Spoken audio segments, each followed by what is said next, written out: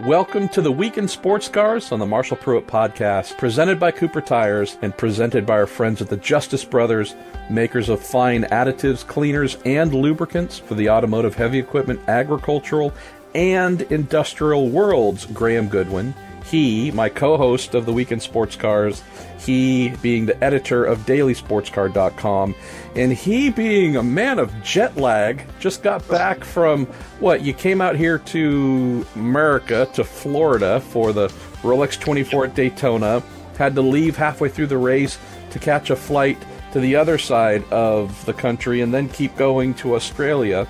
We're just in Bathurst, flew to back to California, east, then back to the UK. I don't even know what time it is. How do you know what time it is, my friend? Your body clock must be yelling at you hard. I don't even know who I am at the moment, to be honest with you. Yeah, left actually what effectively was almost at the end of the race, as the race went back to green about 9:30 on Sunday morning to give myself, oddly enough, a recovery day. But it's been a blast. It's been some journey. Not the first time I've done it, and almost certainly, he says with gritted teeth, probably not the last. But as things turned out, as our listeners will find with the answers to some of the questions we've got about Bathurst, that was some spectacular race weekend. It absolutely was, and we have our usual complement of awesome questions, and knowing that we just had a very memorable Bathurst 12-hour, from mistakes to a thrilling finish to a bit of the old Calvin Fish argy-bargy that took place, crashes, fires, spectators wielding fire extinguishers. I mean, it had everything, as Stefan on Saturday Night Live would say. So I think a lot of this might be the Marshall Reed's Bathurst questions to Graham show, but we do have some great IMSA questions as well, some from our WEC, Asian Le Mans Series, and General ACO, a category we lovingly call WEC ASLMACO, and more in our 100%, I can't say 100% listener-driven show, Graham, because we're going to wedge at least 1% of our own yammering to start the show, and that is in the IMSA world. Not saying that's a category we're going to start with, but looking at some of the ratings coming out of the Rolex 24 at Daytona. I haven't seen anything published from the series or from its new partner, NBC Sports. I do know that there's been a little personnel changing going on at IMSA, where the person who might normally assemble such things is they're bidding that dear person farewell, and will hopefully be welcoming in someone new. So sometimes, we don't always, but we often get a post-event release saying, hey, these are the numbers, and hopefully they were good.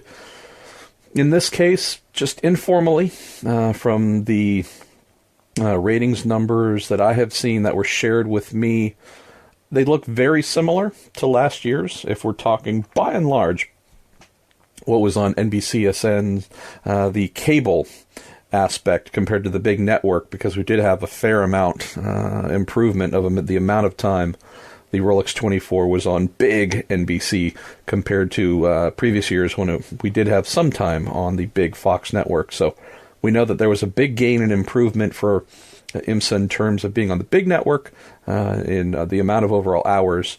Would say the one thing that was a little bit of a surprise was the numbers cable-wise seemed to be pretty much dead similar to last year with the previous provider. So, Graham, I think many of us, if not all of us, were hoping that, hey, with this new partner really going very heavy on trying to promote the event and their new association with IMSA, that we would see an anticipated rise, a significant rise in television viewing numbers. It doesn't look like that was the case for the Rolex for the most part. Not saying there weren't improvements at all, but just saying it looked about similar to last year. I can say, and this is an informal thing, but I've heard some other numbers as well that tell me social media-wise, there were some massive upticks for IMSA year to year at the Rolex 24. So the almighty Nielsen rating number, which sponsors look for and then use to value how much money they might spend, we hope that's going to continue to improve as folks get accustomed to turning to NBC instead of Fox. But we can at least say it seems like there was a hit on social media, my friend. I think isn't that the kind of the way you'd sort of expect it? I mean, we've discussed in answer to questions before, MP, the fact that perhaps kind of the traditional big TV deal, that day is, I'm not saying done at all, still significant numbers watching in, but are now consuming their sports car racing and their sport in a very different way, and that's happened remarkably quickly. It's why we get this kind of very active loathing, if you like, of geo-blocking, which we see across almost everything that we're going to be talking about today. I was actually very surprised, by the way, in Bathurst to find that the streaming service was blocked because, of course, Channel 7 in Australia had live terrestrial TV coverage for most of the Bathurst 12 hours. So it's not just the US that gets this issue, but I just think we're at a turning point. I think we're at a turning point where it's not going to be very long where these big signature TV deals that used to be the one thing you looked at for the status, the stature of a major international championship, I think that day's done. I think that's done, Marshall. We will continue to roll with the evolution, I think, as just more folks do the proverbial cord cutting. I know that I had one friend who said, "Who still watches TV?" And this is someone who's my age. And I'm like, well, I guess I do. But I do realize that, yes, obviously, and we've known this for a while, that consumption habits are indeed changing. And I'm hoping, and we will see, that there will be more in the way of a positive uptick on the Nielsen end for IMSA, at least, because that's, I think, deserving. The quality of their coverage, I think, was just phenomenal. So, well, let's dive into listener questions, my friend. You want me? Well, should we kick off with IMSA again? Well, and I'll throw to you to pick where we should start. Well, I think we should. Let's deal with him because we started with the TV ratings, and it gives me the opportunity to throw a few questions at you. Worth saying, by the way, we're now into, well, you and I working on week 3 of Inside the Sport Car Racing Paddock, but excellent response, by the way, that I got when I arrived in Australia to week 1, and the explanations from the guys that you selected as to what actually happened and why at the end of the Rolex 23 hours. It filled a couple of gaps in for me. Well, oddly enough, Ryan Tubstra, hello Ryan, asks a question directly related to the NBCSN coverage, and asks MP whether or not he's the only one that hated the IMSA scoring display on the channel. I think you might be, Ryan, unless we hear from more people. That's not a complaint I have really heard so far. If anything, I read a number of opposite opinions saying this is great. It's there. It's kind of sort of permanent in the sense that the information there holds compared to what was familiar, the scroll at the top of the screen, where if you weren't looking at the right moment, it was gone, or just whatever it is, you're having to constantly look right to left to keep up with things.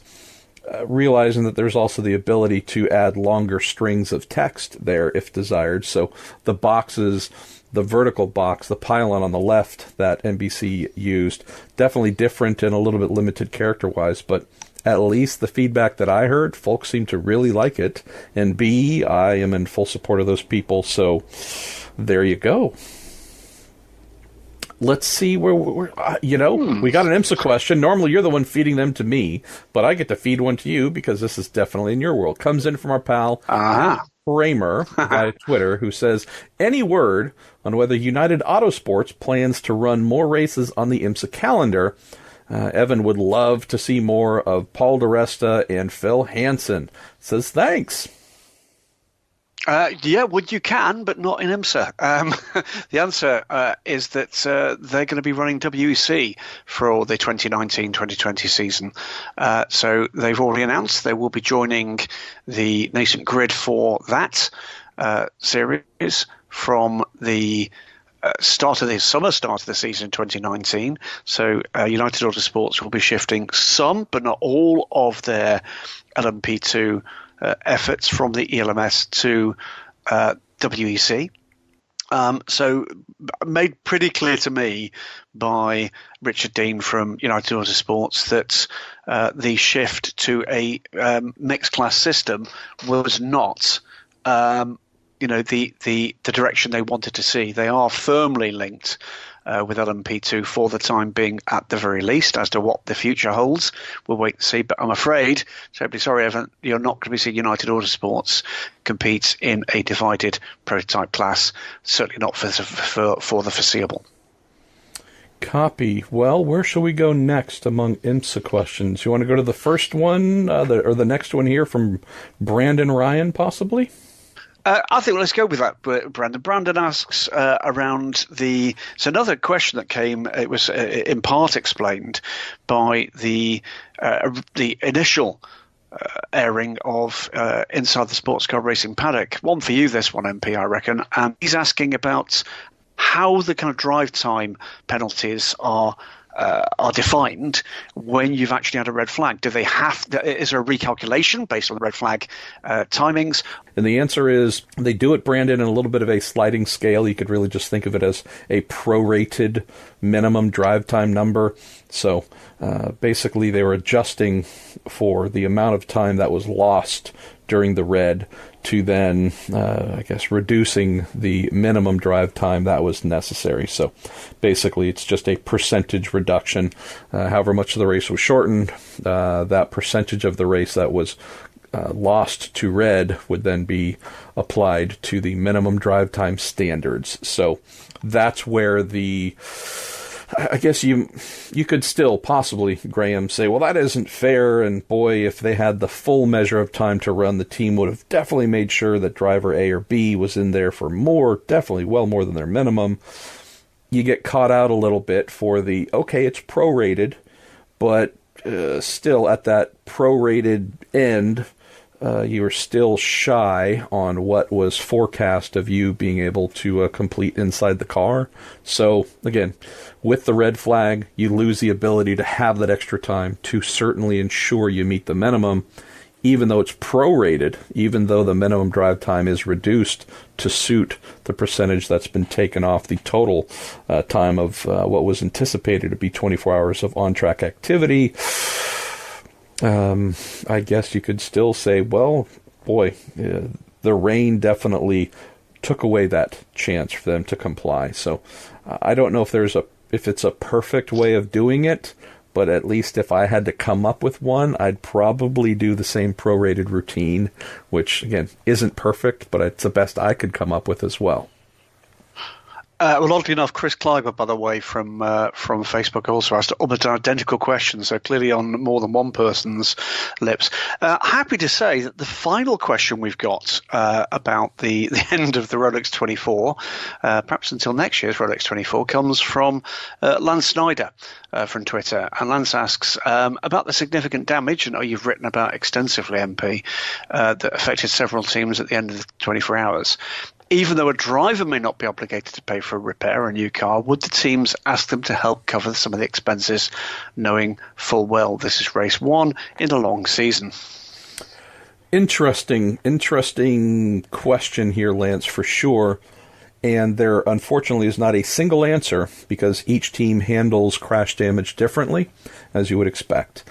We have various ways of doing it, where in a contract, driver is either required to place a deposit. Graham, that happens sometimes. If a team's doing the full season, for example, driver might be asked to pay a certain number up front for them to have in hand, etc., to draw from in case of accident and crash, and then that money, obviously, whatever balance would be returned at the end of the season, if there is a balance. You have another scenario where insurance would be required. There are folks who extend crash insurance, companies and folks that do that specifically, and a bond essentially would be required to cover such things in the event. So that's another workaround for some, instead of having to, actually fork out a big, I don't want to say 5-figure crash damage number. It's usually 6. But having to fork out a lot of actual cash up front. The insurance angle is one that is used as well. Then there are others where, depending on the team, there would be nothing. A professional driver is not expected to pay for crash damage. Usually in the situations where crash damage would be an expectation would be an amateur driver, a pro-am, gentleman, gentlewoman, something in that range where they are paying for the opportunity and paying essentially for that car to be on track. If we think of Tony Vielander, for example, driving for the WeatherTech Racing sponsored Scuderia Corsa entry at Daytona, Tony had a big old crash. That was a frightening thing that is going to cost a lot of money to repair. Why? Well, it's a Ferrari. Those things are always expensive. And looking at the big old ginormous crash that he had, that is something absorbed by the team and its sponsor and whomever else might be sponsors on the car. All of that money that comes in to the team for it to be on track, that is basically something that the teams factor in for their annual budget. And knowing that obviously in this case with a co-driver like Cooper McNeil, who's the son of the founder of WeatherTech and the team's primary sponsor,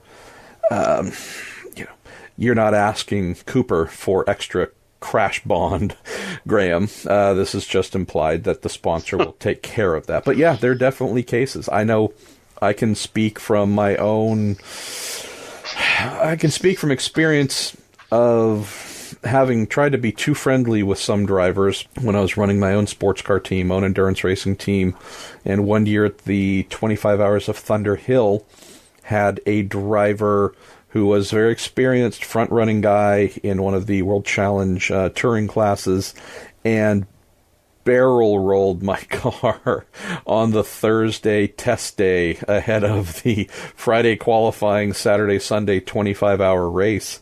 And he paid X amount to drive the car, which was great. And it was more of just an informal expectation that if there is a sizable crash, that it would be taken care of. And, you get into a fender bender with somebody and whatnot, I wouldn't pass those expenses on. I would either try and pound the fender out or use one of the spares that I had. In this case, it essentially pancaked the majority of the car. And we had to replace about half of it just to get on track. And then when we were done, had to straighten the frame, a sizable amount of work to get it back to not just get it into the race, but actually back to the form it was before the barrel roll. And I don't remember what I think the number was something like $7,000 or $8,000 to cover all the costs. And it was, ultimately they came through. But I can tell you that there was a lot of hemming and hawing of who is at fault and why they shouldn't have to pay for all of it. And I should have to pay for half of it since I'm the car owner, to which I'm saying, so you're paying to drive the car. You drove the car off the track at the highest speed corner, and they had to send a search party to find you. You went so far upside down, and I am somehow should be the guy paying for half of that adventure. But look, I'll pay for it. Just let me be. If I get to be the one barrel rolling my own car, I'm good with paying for it. At least I had the fun ride, man, and I got the great story to tell at the bar. You got the story. You got the ride. I'm not seeing how I get to pay 50% for your adventure. And so, anyways, all things are all made good. But that was a case where, in hindsight, I should have had much stricter policies in place beforehand. I did afterwards. I could tell you that I learned my lesson. Did your contract specifically include the phrase barrel roll? Because if it didn't, I can see where you went wrong there. I don't remember whether I said the driver is required to barrel roll or not barrel roll. Sometimes I mistakenly get a word in or out when I shouldn't. The best part, and this is just a meaningless throwaway, but the best part is we had been, since we were pitting next to one another, and because we were next to one another and the width of the paddock space was not particularly wide, we were made a great deal with my friend Greg Pickett, who was there competing in the race in his Daytona prototype.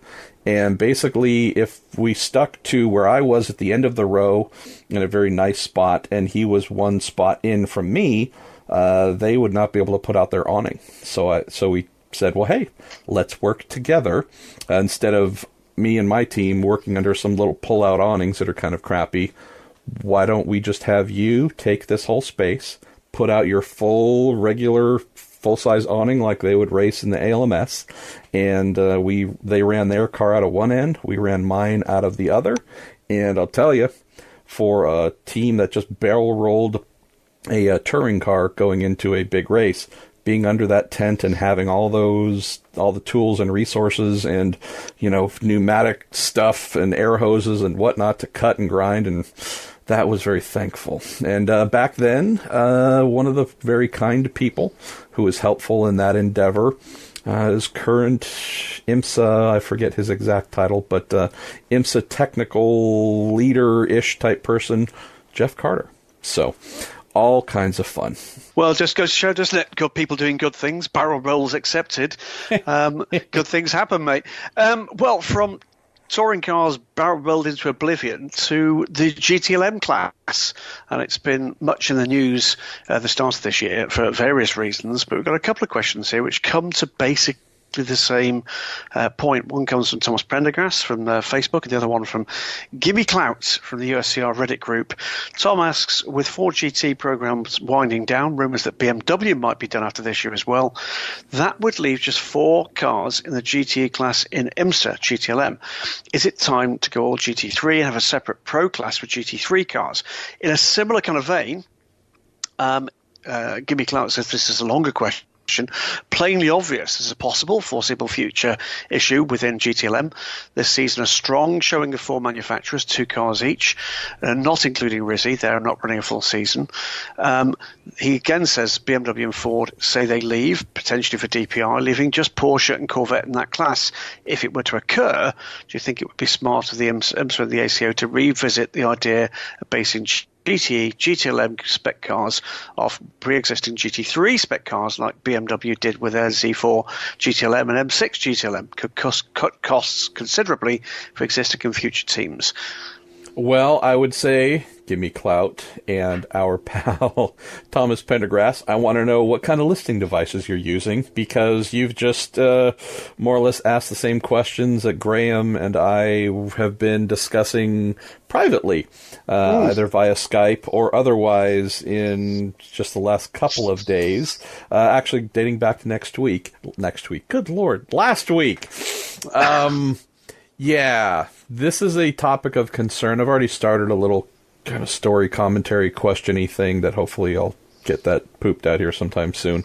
This is all of a sudden a bigger concern than we had thought it might be. Ford exiting GTLM at the end of the year, still not a guarantee in terms of the vehicles themselves. As a brand, I've heard nothing about the Blue Oval staying in officially as a manufacturer spending money to run factory efforts in GTLM in IMSA.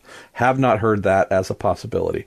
Have heard, and we have heard, we've asked the questions to Ford performance boss Mark Rushbrook and his predecessor before that, have asked the questions about could there be a customer semi-works kind of thing run by who knows, could Ganassi facilitate that possibly if they wanted to, just strictly being paid by someone else to run these Ford GTs, and the door was not shut on that possibility.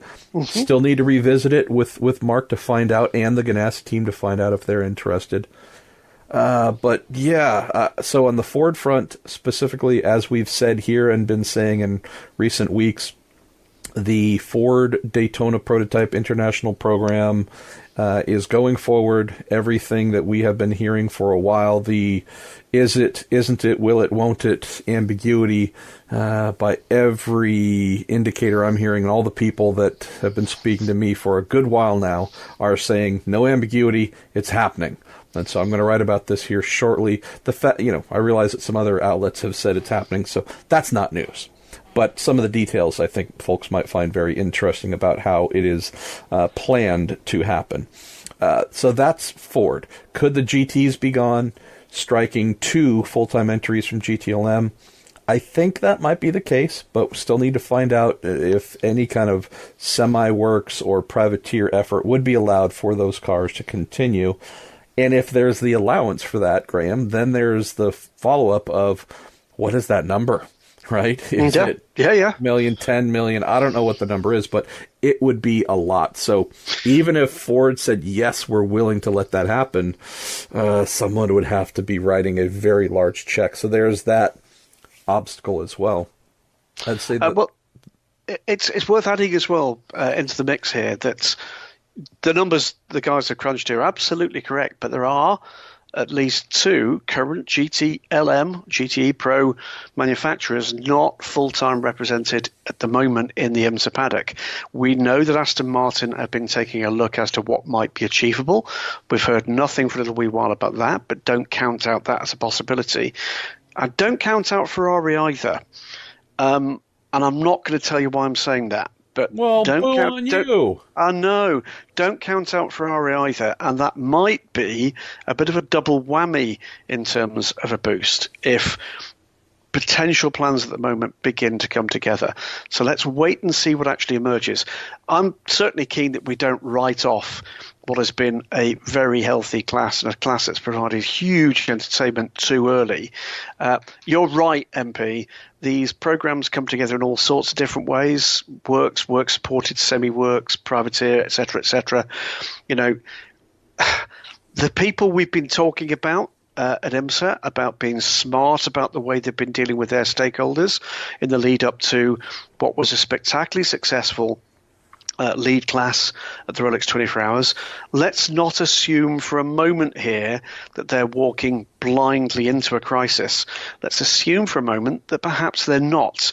And perhaps on this occasion, as covered in the live show we did at Daytona MP, that maybe Scott Atherton does know some things that we don't know.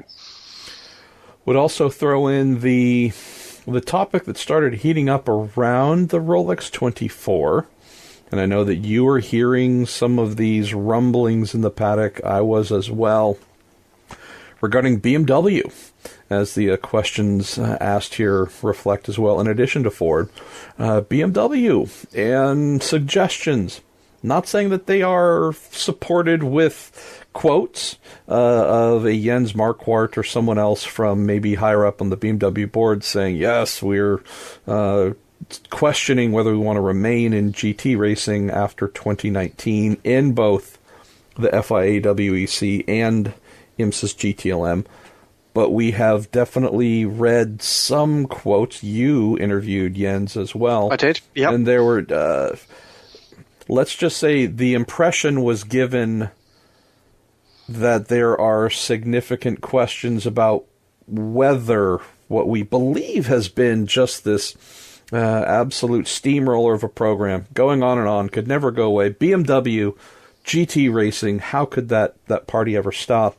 There might be questions. So not statements of fact that anything's coming to an end, but it definitely feels like those like yourself who sat with Jens and asked questions along these lines and got the impression, Graham, and please share this with us in just a sec, but shared the impression that internally, probably not on the motorsport side, but probably higher up, there might be some very senior folks questioning whether GT racing, whether it's using the M8 GTE. I don't know if that also maybe includes their DTM effort. Again, there might be some serious questions about whether it's time for BMW to change course of what it does in motor racing in the coming years. So if that does happen, yeah, we're taking potentially 4 cars off the GTLM grid. The Risi Ferrari is part-time at best. That might leave 2 Corvette C8Rs, which yet to be confirmed, and 2 Porsche 911 RSRs, a 4-car GTLM class, barring Aston Martin coming in, if there were to be this change in position for BMW, and Ford does not say yes to a privateer effort, and there's someone stumping a big number to pay for it, this could be a holy cow, what happened, where did this collapse type thing. It could, and I don't think there are any particular major surprises here. It is an extraordinary time for the automotive industry and, by attachment, for motorsports. The big thing that's changed in the last few years, quite apart from this race towards electrification, is the fact that the review times for these programs are being compressed remarkably. A point that was certainly made by a couple of the major manufacturer representatives I spoke to, both at Daytona and certainly at Bathurst as well. And what they're telling us is, look, they are being reviewed like never before. They're being reviewed at later notice and with more kind of strident terms actually applied to them. Do I think there's a prospect that this might come to pass? Yes, I absolutely do. I fundamentally do. But it was interesting trying to kind of probe a further answer out of Jens Markert about the way in which these programs actually sat together. And I think there's something else that's beginning to eke out here. Having given at least a partial answer which led to some further questions, I'm not altogether sure that he's that comfortable with now going to the board with a review, with all the coverage out there being negative and presuming that it will end. Because doesn't that, MP, sort of make it easier for those on a board that stand against motorsport? Because let's face it, we all know those people exist. I'm not altogether sure why there's been this feeding frenzy for news which places the very industry and the very sport that we are actually a part of at risk. That strikes me as being utterly bananas. It's perfectly correct, by the way, if this is a fact, to report it, but I'm not altogether sure that the tone of some of that coverage has been altogether helpful for the future sanctity and the future health of the very industry that supports those organs. Yeah, I can't disagree. I mean, I know that I read one story that was just dark and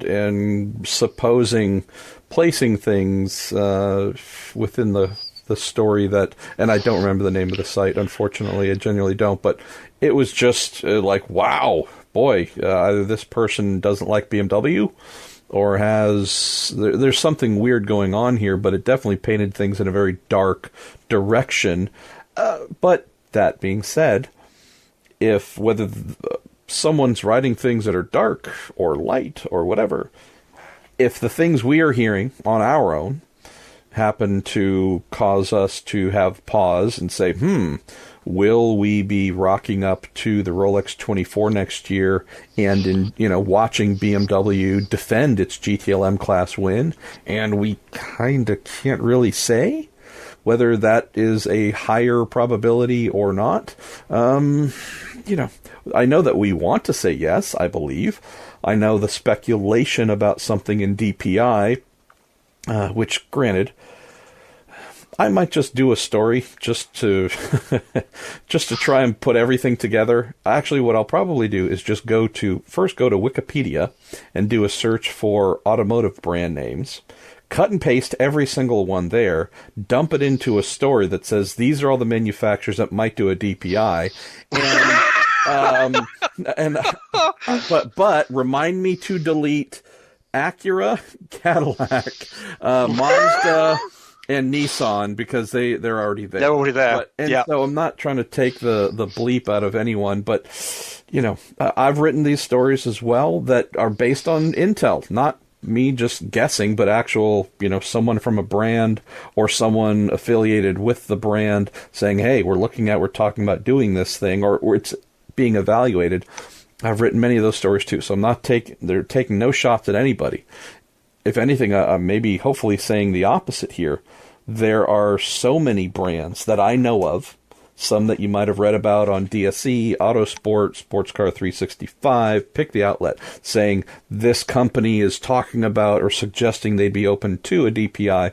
There have been so many that you could almost just say, everybody, and that's a positive. That's a great thing compared to, it's crickets. We got the 4 of them we've got 3 that are in now, Nissan being the one that is hired to provide, but they are not affiliated in any way as a manufacturer. But we've got these 4 brand names in, and boy, no one else is talking to us. That would be worst case. Off the top of my little furry head, expect us to be at 5 next year with Ford, And let's see, we've heard, again, I know I've written about Hyundai, others have written about Hyundai. It's a possibility. I spoke with someone today who adjusted my expectation there a little bit as to whether that may or may not happen. So not really sure if I would lump them in at the moment, but we'll see. BMW is another one. Now that, again, it's known to be something they might talk about. Who knows? If they were to do something, I don't see how it could be a 2020 thing, Graham. I believe if they decided to make this program shift out of GT racing, it would either be an abrupt stop and then a stopgap year of not doing much in that space, just having their Formula E program while a DPI was built, or B, a mid-season entry, but it takes a little while to do these things.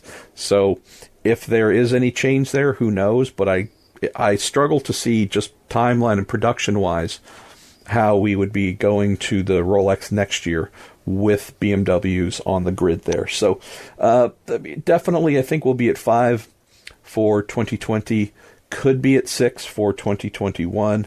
There are some others that we have heard of that could be in the game that could increase those numbers. Just coming back to the point of, yeah, I like the questions we have been asking about hypercar, and will populating the hypercar prototype class come at the expense of draining the GTE Pro category? We now really, I think for the first time, have concerns that this might be happening as well in IMSA, knowing that DPI, by comparison, it's not all that expensive. I think it might actually end up being a cheaper proposition by more than some might expect than a full factory GTLM effort. So could we be draining IMSA's premier GT class because they're choosing prototype, higher profile, more TV time, overall wins for possibly less money? I think that could be the case. And then also to come back and cover off on the final part of the question here, could we get to a time where GT3 racing, SRO based, right? It's the non-FIA ACO WEC category, but one where IMSA blends both the ACO/WEC GTE rules into its GTLM class, and then also has the SRO's GT3 class forming its GT Daytona category. Could we have a point in time where maybe you just say, okay, factories, use your GT3 cars in a full pro capacity, and then we'll have a separate AM like we do right now?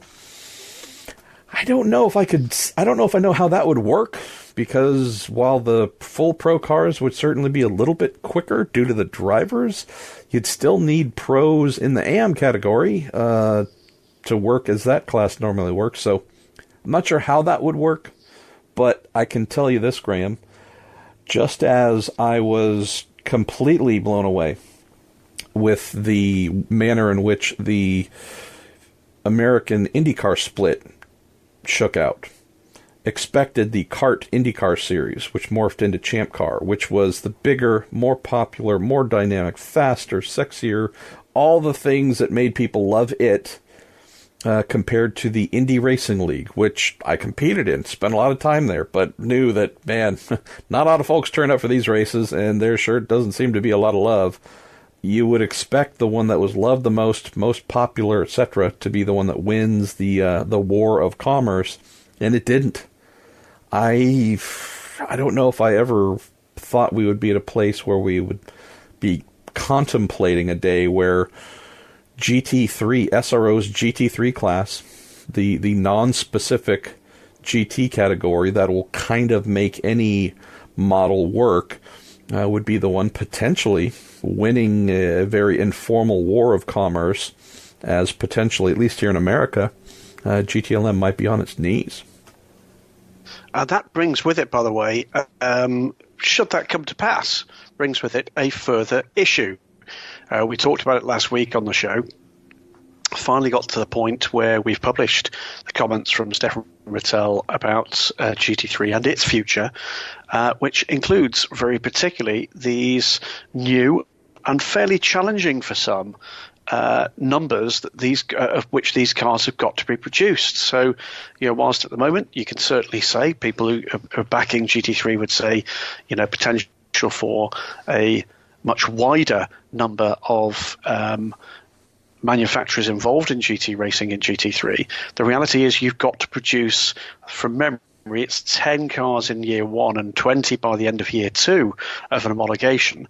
And if you don't, then you are out of GT3. Now, that potentially might impact some manufacturers that want to come into GT3 racing. You've got to ask yourself, for instance, what would Corvette do in those circumstances? They've been ever present, and whilst there is the Callaway Corvette that is a representative in GT3, I don't see that ramping up in terms of the numbers anytime soon. So, yes, on the face of it, appears to be a kind of sort of neat fit if Armageddon actually happens. I think there's a lot of other things in play, and this applies, of course, equally to the WEC, Marshall. We were talking again last week about whether or not GTE might need a sea change in the near future with hypercar, etc. With marks like Brabham looking to come in, whether or not it might suddenly be the home for maybe the more boutique manufacturers. Maybe that's what you look forward to. It's almost like Hypercar Senior and Hypercar Junior. But I think we've got a way to go yet. What do I think? I do think the BMW program is in some trouble. I would say, by the way, to add to this, I don't think, with one massive exception, which I'll come to in a moment, I don't think they've activated that program particularly well. It's been, in terms of its impact, singularly underwhelming. Are you referring, or is that based on observations, what you've seen in the WEC, or also, or is that restricted to that? Certainly in the WEC. I've not been in the paddock very much in IMSA in the last year with M8 GTE. Certainly the exception to the rule was, of course, the presence of Alex Zanardi at the Rolex 24. For me, the biggest directly racing story of the week. For anybody to come in and make bigger headlines than the likes of Fernando Alonso is quite something. I did have a conversation with Jens Market about that, whether or not that had changed his worldview of where we might see Alex in the future. That is going to depend on his Paralympic endeavours, I think, as to what might happen next for the marvellous Alex Zanardi. But I've been not impressed with the impact that BMW have made with that program, not just in racing terms, but in terms of what's been happening off track as well. For me, if you're going to be a big brand like BMW, I want to see a little bit of hustle around it, and I've just simply not seen it. Well, there you go. Where should we go next, my friend? Let's have a quick crack at LMP2 in IMSA. Never heard of it. One from and indeed neither of TV viewers apparently. Baxter with P2 teams and IMSA are upset about ROI and budget after being ignored, he says, by the broadcast as IMSA's red-headed stepchild. What's the budget difference stepping up from a P2 to a customer DPI? There's more here as well. As I look through, Jim Kaiser from Facebook, he read your article about the LMP2 owner being concerned about lack of airtime, but as a novice IMSA fan, he says he has zero interest in a Pro-Am class that fields only 2 regular entrants when there's a professional class of prototypes to follow. Being on track isn't a guarantor of coverage. When you're already the 4th dog in line, your turn at the bowl isn't guaranteed, says Jim stridently.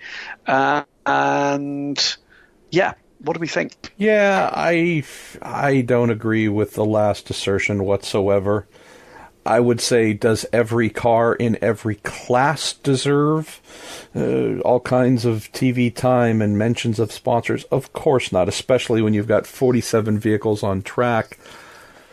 Would counter that, though, with saying we are talking about the Rolex 24 at Daytona, not 2.4.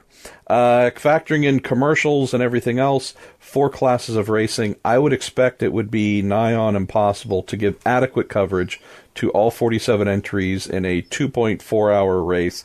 The regulars just say 2-hour and 40-minute IMSA race. That would be a hard thing to do while also covering the action. So in that instance, I would no arguments. This is a 24-hour race, Graham.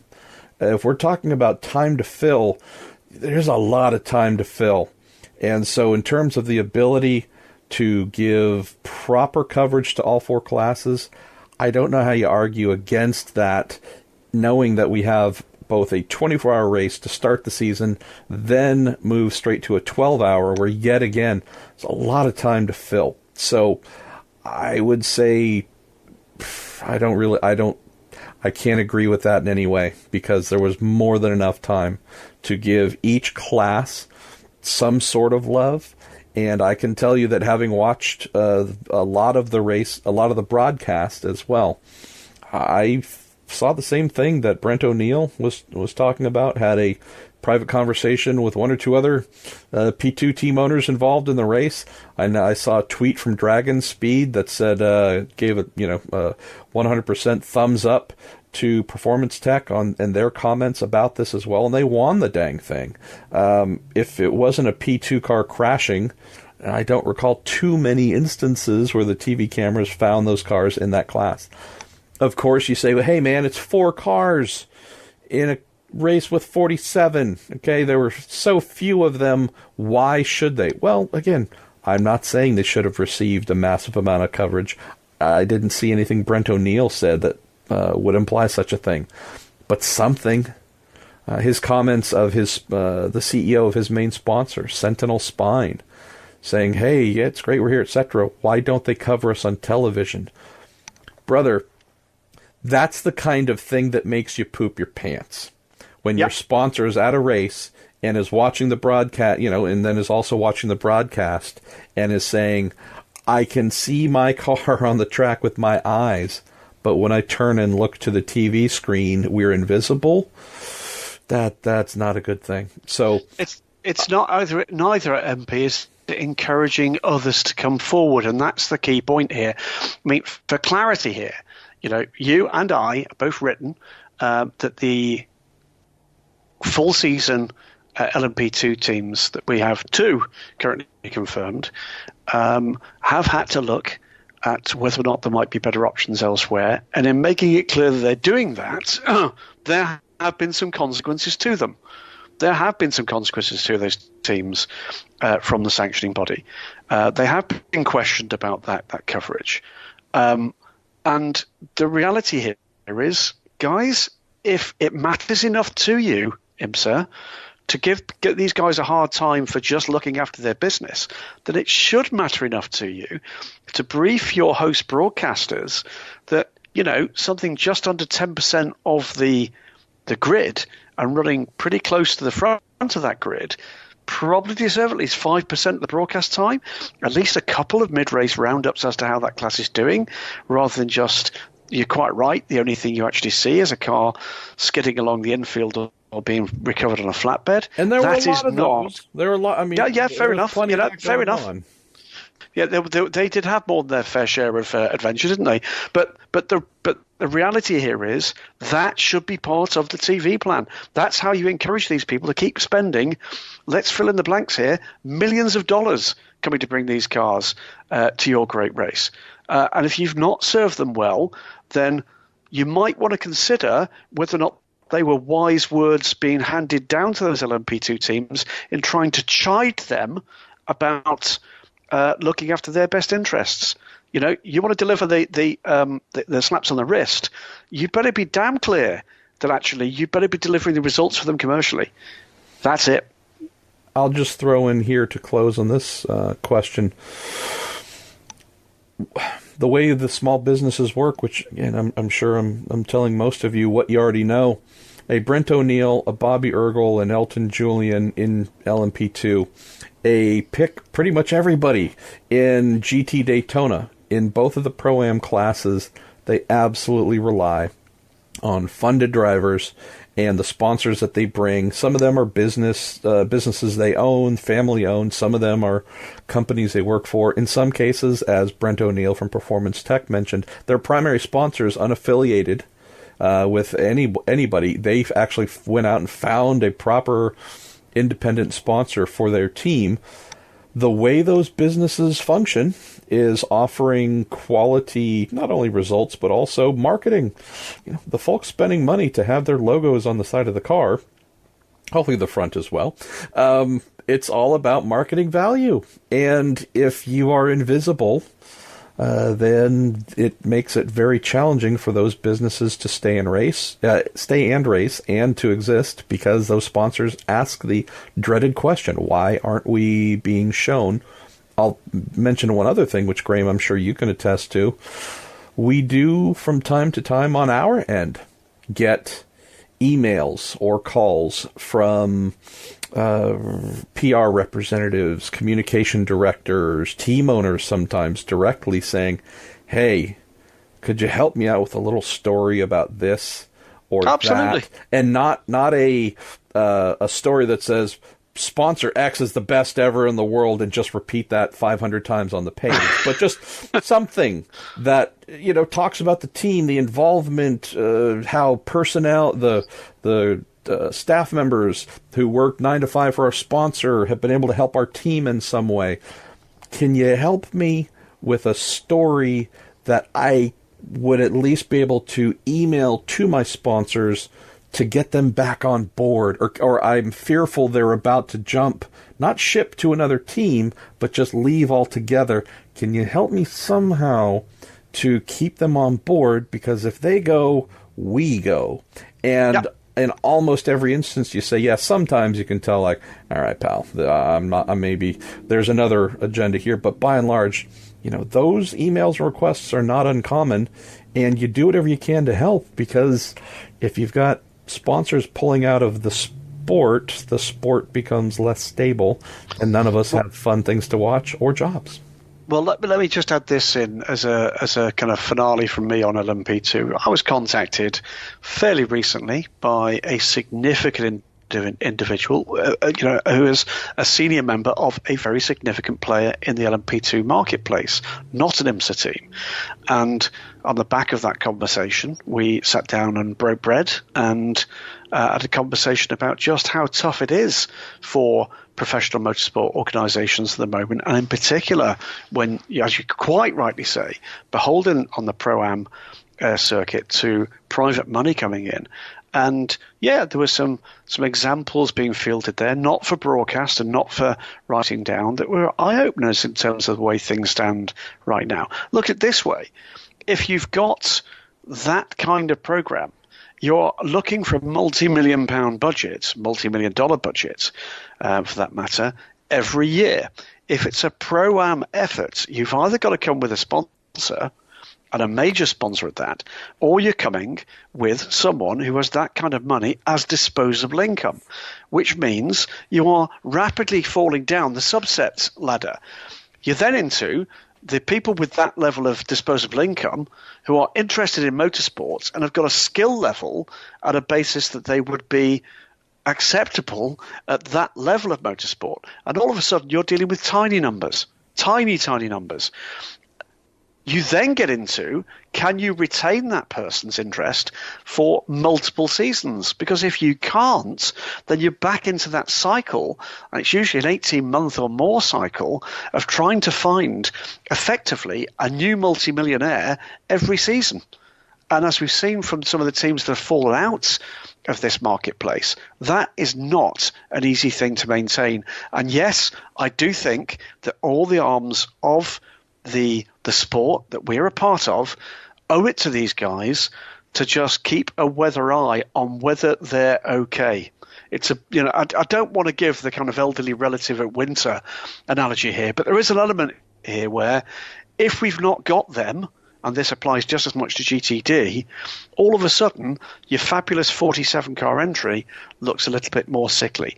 It is absolutely beholden to give these guys a little bit of a fair wind and give them a leg up. Do I think they were let down at the Rolex 24? Yeah, I think they were let down at the Rolex 24. And I think the people involved in making those decisions need to listen very hard indeed to what it is that they require to continue to do business. So, stupid MP story from his career before media. I'm going to try and sprinkle in more of these because I realize that, man, I've just led a stupid and crazy career before all this media stuff. So back when I was this I guess is back to being a team owner, team manager type thing in the 2000s of either my own team or running other people's sports car teams. Had to pull a lot of strings and call in a lot of favors to get a GT car built. And so super low budget. Actually, there was no budget. It was having to plead for each purchase in every step of the way. Hey, okay, we need shocks. Well, what are they going to cost? Well, there's no way. Like, well, I mean, can't you just get them off the production car? No, we want to go race. You tell me we don't want production stuff. We want race stuff. Had to do this each step of the way. One of these items involved having the car turned into a proper race car with a roll cage being installed. And so was able to work a deal and work out of a friend's shop. And they did the cage for free. And they're not the types to do things for free, so they're expecting some sort of media return on investment. I was kind of getting into the media side at that point and figured, all right, well, I'll be able to do something here. So the car, I'm in their shop. The car is there, torn apart. The cage is halfway done. We're still a month or two out from the first race. And I started working on, I guess you could say, a little press kit of just talking about all the sponsors, all the partners that were involved. This company was going to provide this company was going to provide that. What my friends were doing, it was integral, Graham. I mean, without them actually making the production car into a race car with their fabrication and welding and everything else, we don't have a car, we don't have a race. Well, so this is just me being me. This was a first draft that I was working on, and I just structured the order of the partners and sponsors. This company was contributing oil, great. This company was contributing tires, great. I just put them in alphabetical order for my own sake, just to make it easy, and hadn't even finished the document yet, just in the first draft stage. Showed them what I had written. Emailed it to them before I was going to show up at the shop a couple hours later, and the letter of their company started with T. So, again, I didn't think about any of this beforehand, but this is just coming back to the expectation return on investment type thing. I walk into the shop, hoping or expecting that they're welding things and cutting things and making the race car a race car. They're in the shop. They see me walk in, come in through the roll-up door, and basically said, "Hey, we need to talk." And I'm like, oh my gosh, what is going on? I can't think of anything I've done wrong. I did, whatever. And they pull up that week at least. Yes, that day they pull up the little just first draft. I just again thrown things in alphabetically by company name. It was just nothing more than that.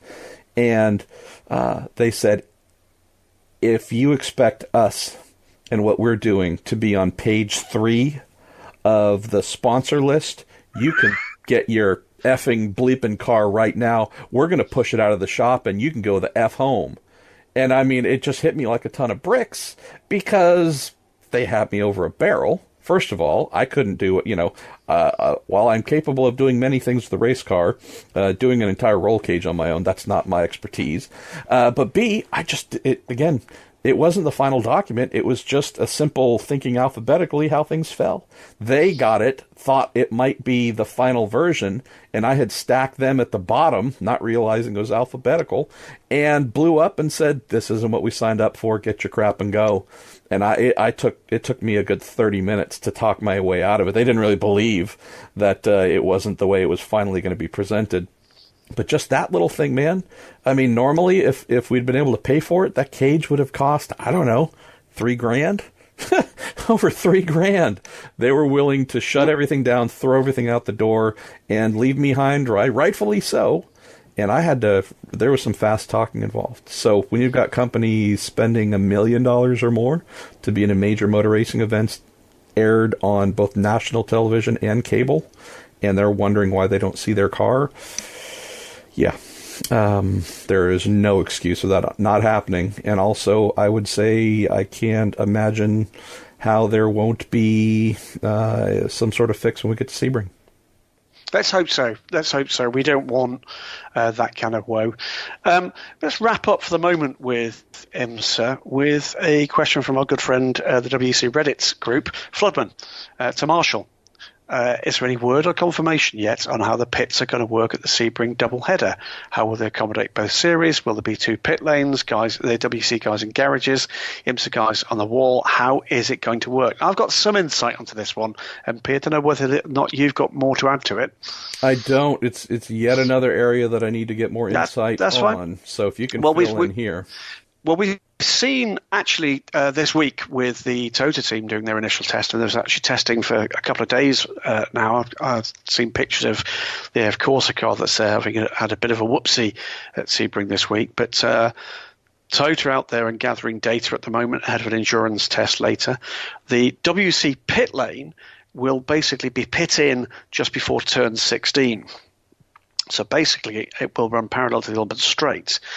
The pits facility for them will be, I am told, standard marquee type structures. So each of the teams have had to commit to actually their own space in one of those marquees. So they will turn up, and as you know, anybody that's familiar with Sebring, there are no pit garages at Sebring, but for the WC crews, it will be a completely new pit lane, and that pit lane will be around the back of the wall, if you like, will be around these double marquees standard to each of the teams.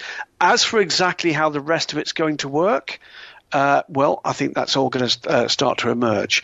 We'll say, though, that it does look as if from the filming we've actually seen of the Toyota that was lapping yesterday and again today, that Toyota seems to be doing remarkable things at Sebring. I just wonder what kind of times we're going to see once we get into full race conditions. So things are coming together there.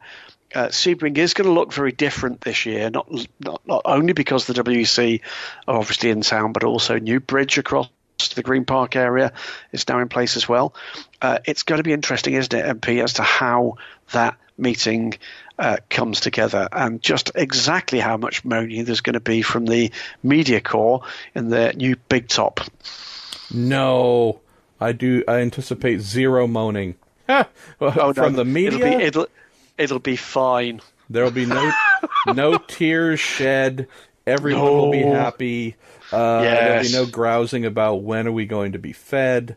No, it's a group filled with positive, not just glass half full, overflowing.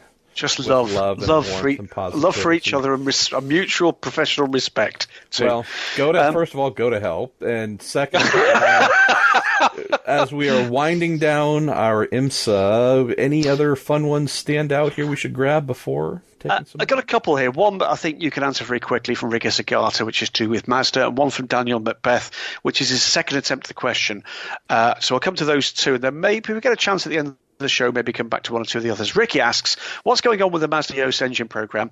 He's heard rumblings about a new engine or a new engine supplier sometime between now and Sebring or just after Sebring. Is there any truth to this, Marshall Pruitt? I love rumblings. I do. Usually rumblings turn out to be some guy on whatever Facebook said this thing with no attachment to anything. I would say, Ricky, that whomever has written that would probably be pulling things out of one's posterior. There is no known change of anything intended for the engine front.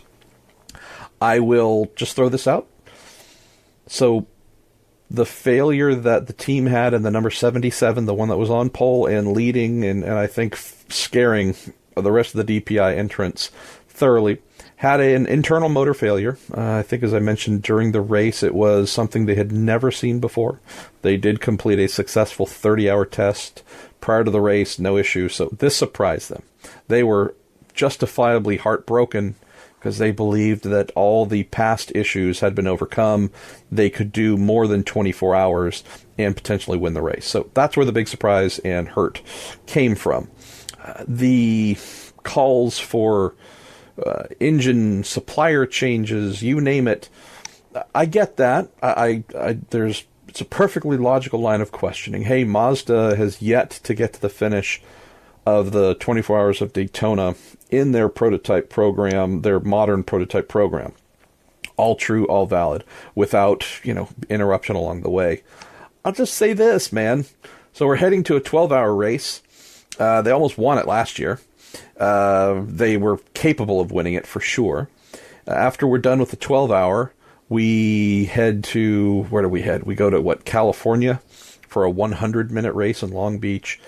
We have, from there on out, we have races that are either 100 minutes long, 2 hours and 40 minutes, or 6 hours, and then we close with a 10. I totally see how the 24-hour failure worrying and might lead to, hey, they might need to change something.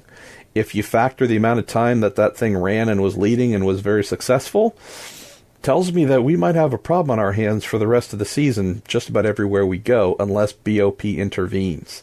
I think if you just look, Graham, at we'll use prorated yet again, the prorated performance at shorter races than 24 hours, man, this Mazda sure is looking like it might be kicking a lot of butt this year and challenging for a championship. Being mindful that they certainly didn't score a big heaping of points at Daytona, so that will be something to overcome. But if you look at how successful that car was for the amount of time it was successful, extrapolate that forward a bit, you go, boy, that thing could be a real bear to deal with for the other brands unless BOP pegs them back. So I'd just say that is my major takeaway, Ricky. Undoubted that everyone was very disappointed at Daytona. But looking ahead, that Mazda might be the hot ticket for the rest of the year.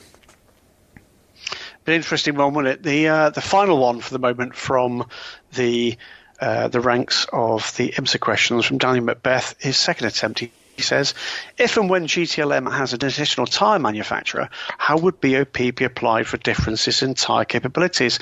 The answer is, it shouldn't be, isn't it?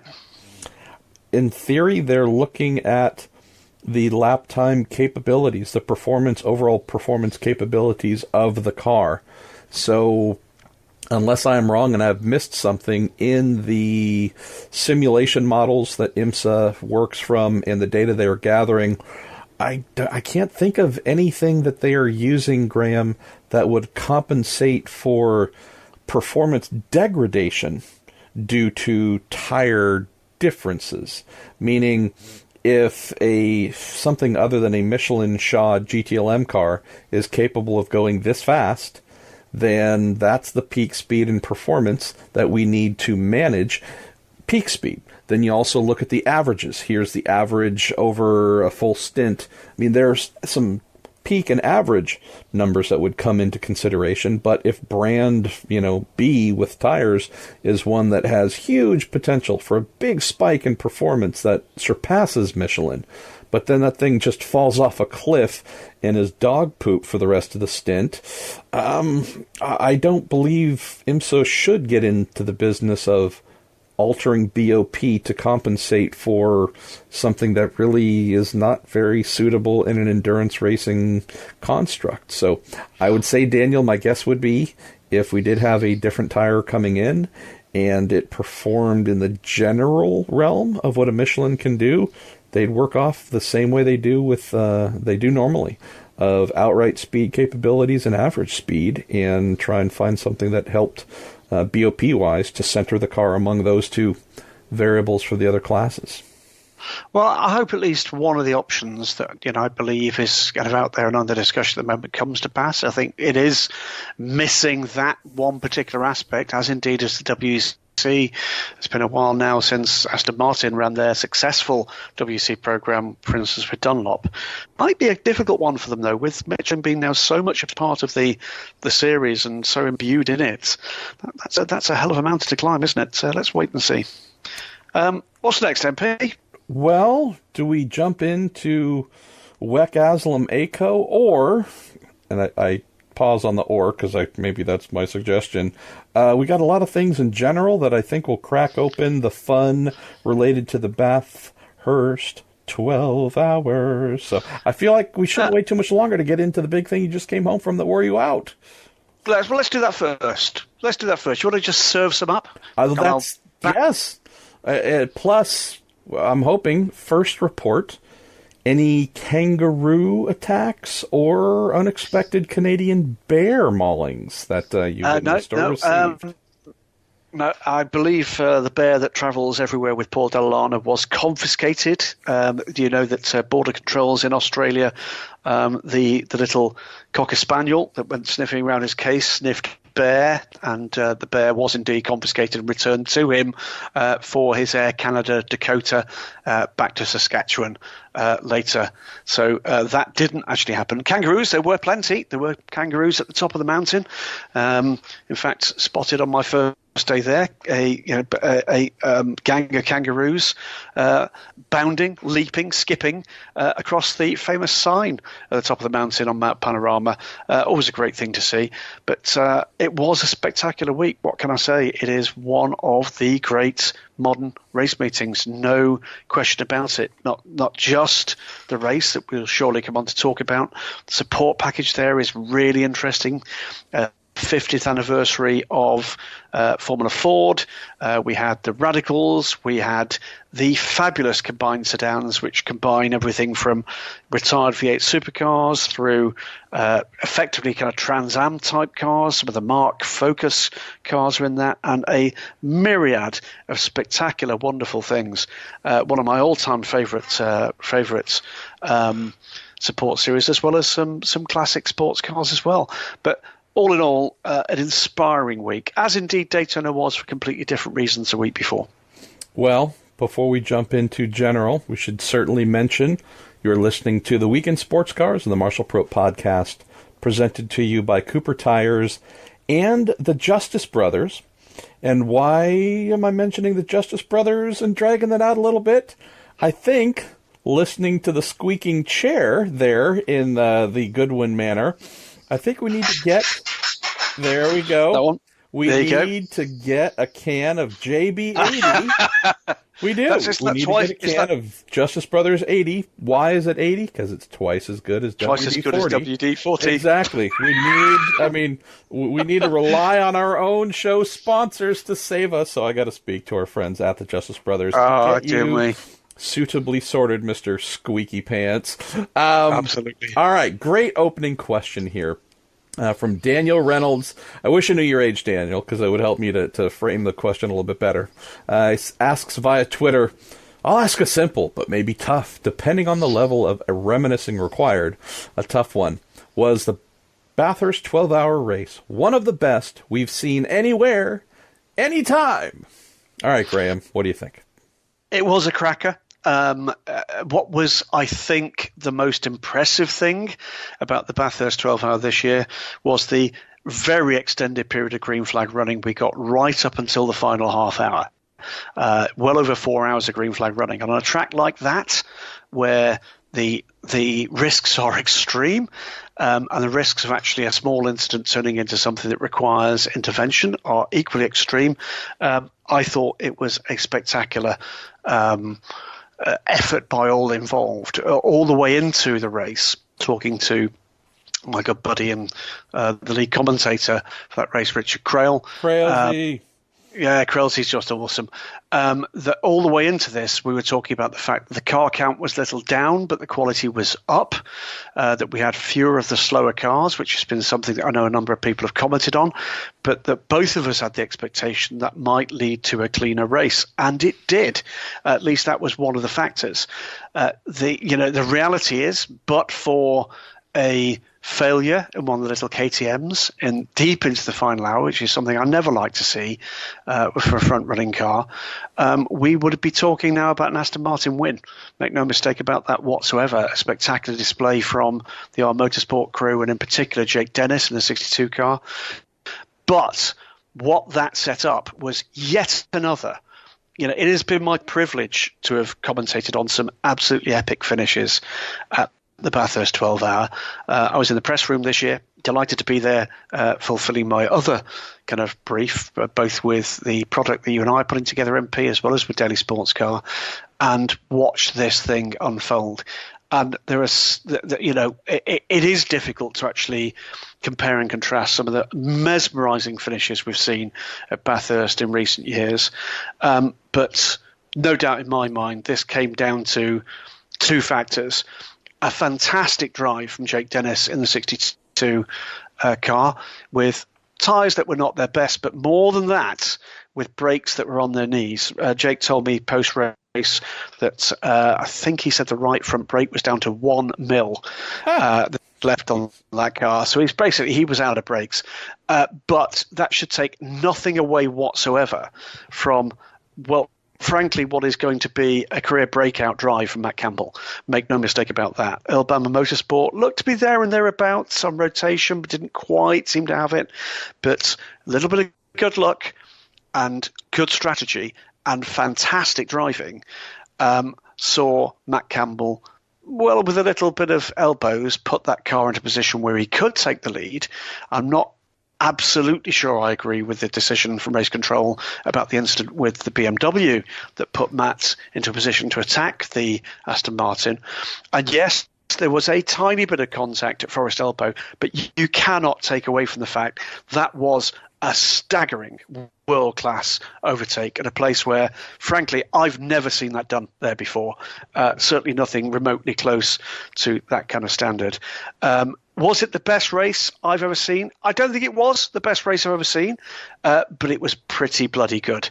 That for me, if that's what we're going to get from the pack that are going to emerge in the Intercontinental GT Challenge, I don't think we're going to have any complaints whatsoever.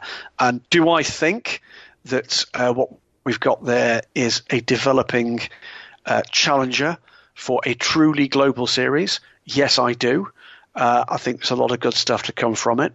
I think they're going to have to be a little bit careful about the way that the grids are kind of put together and supported.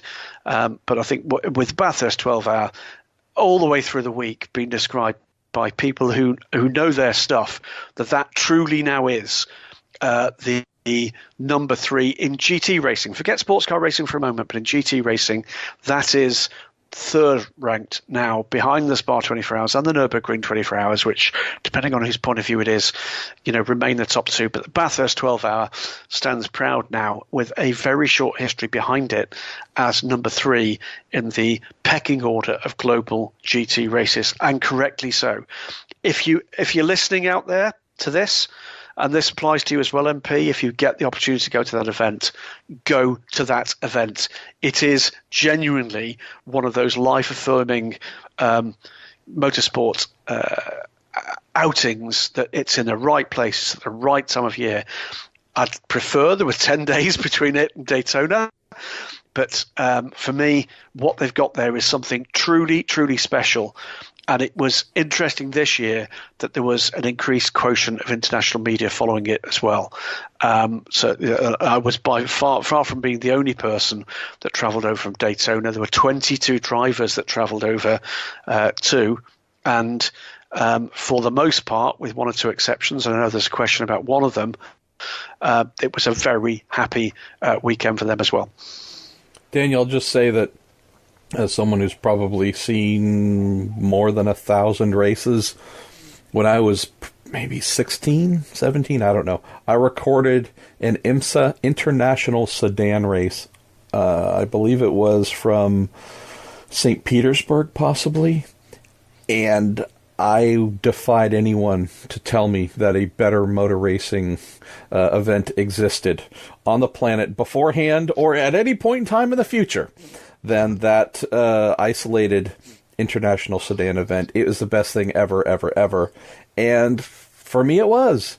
And obviously, I've seen many other races that were far better. But I guess the only thing that matters is if this is the thing that you think was the best thing that was ever happened in motor racing, that's awesome. And that shouldn't, you shouldn't be swayed to believe differently. So let's go to this one from David Shutt on Twitter. So BMW are building a car for the next GT3 regulations. My question is, what are those regulations going to look like? Do you expect any significant changes? Right. Well, I've had the conversation with Jens Markets. I had a very different response to it than some other colleagues did, which he was saying, yes, of course, we're looking towards the next iteration. The other thing we got out of Jens is that their formula will still very much revolve around front-engine rear-wheel drive. There's no real excitement that there'll be a new BMW GT3, frankly. The only story would be if there wasn't going to be. And, we are talking here about new rules for 2022, so 3 years away. So what would you expect? Maybe that car might be out on track and doing some test running, let's say at the end of 2021. Honestly, that is a no news situation for me. The only news there would be that they would say that they weren't. What are we going to see in terms of a change? I think we are going to start to see a shift in these rules and regulations. There has been somewhat unfortunate accident of fate around the way in which the major OEMs potentially get caught with these new regulations. Look, one, we've already got this business about the number of cars being built. Do I think that is going to see one or two manufacturers fall out of the GT3 regulations? Quite possibly it will. And it may be a surprise when we start to find out who those might be. You've got to ask yourself about organisations like Lexus. Are they selling enough cars to maintain their position? I don't think they are. What about Nissan? Having effectively dropped the support for their international GT3 racing. Make no mistake, Nissan may be stepping up to the IGTC, but there's no Nissan factory money going into that program. That is something that KCMG are funding themselves. Team RGN, RGN Motorsports in Europe, I do not expect to be fielding Nissans this year, which is something which, frankly, somebody somewhere at Nissan should hang their head in shame about Bob and Liz Neville and their fantastic crew that's given them so many headlines over the years. I've not spoken to Bob yet. He's on my call list for tomorrow. But, I suspect at the moment he's quite sad about the way that these things have panned out. So there do need to be some tweaks made, including the way in which the regulations pan out to the production bases for some of those cars.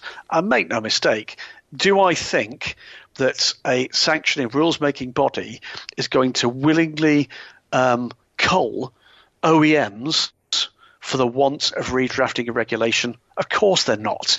If there's a thing that's putting an OEM or two or three into some difficulties because of the platform of the car that they've actually got against those regulations, well, you'd have to be, in this day and age, completely off your trolley not to have a considered conversation with that manufacturer and the other manufacturers and make sure that you're doing what you can to keep manufacturers that are investing in the sports rather than expecting them to completely redraft their production capabilities and model plans to meet a set of sporting regulations. That would be nuts. So no particular surprise that one or two accidents of fate, I'm sure, will be sorted. If the question is leading towards, are we going to see a change in some of the technology? No sign of that at the moment about the introduction of any kind of electrification. And we may be another rule cycle away from that, but it's inevitable to me that that's got to come, MP. I don't know about you. Yeah, well, if we maybe wind things back just a little bit to our earlier conversation about the potential collapse of GTE Pro / GTLM, maybe more GTLM, I don't know, maybe we need to really think about all these things in terms of electrification and otherwise, because a few years from now, or however long, GT3 might be the category that manufacturers are looking to encompass all things that they would want from GT racing, unless we do have this a strengthening of sorts of ACO / WEC / IMSA GTLM, GTE type stuff. So yeah, how's this? I don't know what it's going to contain.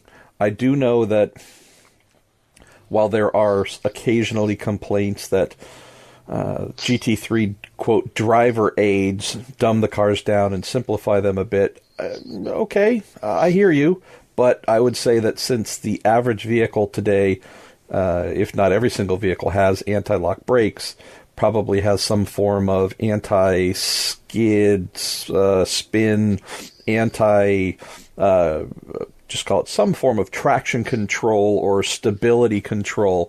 You start to think about all the things that are in a GT3 car that are, again, often panned because they're not purebred racing stuff. I hear that, your GTLM car is closer to a purebred thing, but, look, if GT3's way ends up becoming the clear and one and only path forward for GT racing, and GTLM is indeed a fading construct, I'm fine with all that. So, with that said, if those things are already in place, and hybridization, electrification, whatever, is also becoming more of a norm, and would therefore be more prone to be in a car that's transformed into GT3 spec, I'm fine with all those things.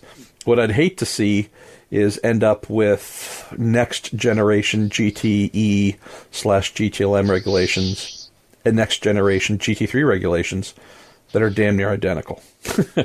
That is not going to help anything whatsoever. So unless there is a real difference, unless manufacturers are given true reasons to choose one over the other, because one, whatever it is, suits their vision and marketing needs more than anything else. Yeah, I just hope whatever we get here in the very near future is something where if there isn't convergence, which has been talked about and died, don't come up with the same things and ask people to choose, because when you come down to one model where there are vehicle sales, and that is truly the underpinning, Graham, hey, manufacturer, you can make 100 of your Porsche 911 GT3R customer cars, and they will all sell, versus, hey, you're going to make 3 of these, 2 for your factory deal, and 1 is a spare, and you're going to spend a ton of money, but there's no profit or potential profit center to show your board. I think GT3 ends up winning. So, if anything, yeah, I don't know, man. This is going to be a topic you and I feel are going to be discussing on a far more regular basis in the weeks, months, and years ahead, as unless we're missing some big topic, Graham, I have to believe GTE/GTLM is going to start looking a lot more like what we would consider traditional GT3 regulations. So, yeah, wouldn't be at all a surprise. Next up, Theodore Paul Krupa asks, any news about Tim Pappas, future team plans, Jerome Bleekemolen? Sad to see a good Pro-Am team sideline that. I do have a bit of news about Tim Pappas, and it came by complete coincidence. I think Tim was getting off the Qantas flight at Los Angeles that landed just a few minutes before my American Airlines flight landed at LAX for my connection. And by accident of fate, instead of actually being connected through to my next flight later that day, I actually, unfortunately, had to collect luggage and leave the airport. I'll be speaking to the travel agent about that later. But what that did mean was that I was coming through arrivals as Tim was being met off his flight, travelling with a couple of companions, including his good lady. And having seen the discomfort that Tim was in, I opted not to go and have a conversation with him. I felt that was the wrong thing to do at that moment. I can tell you, he looked very sore indeed, but he was on his own 2 feet. Did get himself sat down in a wheelchair pretty quickly. Talking about the most comfortable way to get Tim home from there, but pretty banged up, but was able to actually get onto a commercial airline to fly back to the United States. That was a huge accident for Tim Pappas. I know earlier in the aftermath of that, we'd seen some stills footage, which I presumed what had actually happened. When I finally saw video, I was completely wrong. It will require some explanation as to whether or not that was Tim getting it wrong, or there was some kind of throttle stick or brake failure on the 540 Porsche. But that was an enormous hit, and the car clearly looked after him to the point where he was able just a few days later to make his way home, albeit in some discomfort. As for what will now happen with that effort, that's for Tim to decide in the fullness of his time. And frankly, I'm going to leave him to it. Anybody else wants to give him a call and ask him, my guess is he will tell you something pretty short, which will end up with, let's get my recovery sorted first, then we'll look at the bills, and then we'll decide whether or not I'm happy to go back racing in the very near future. For now, Tim, if you're listening, get well soon. Yeah. That looked horrific. I don't like to see any person in that level of discomfort. I wasn't going to bother you at LAX. You need to get home to your family and get well soon. So you and I had a good laugh at my expense over the fact that at the time of his crash, I was not watching the live stream, didn't been up.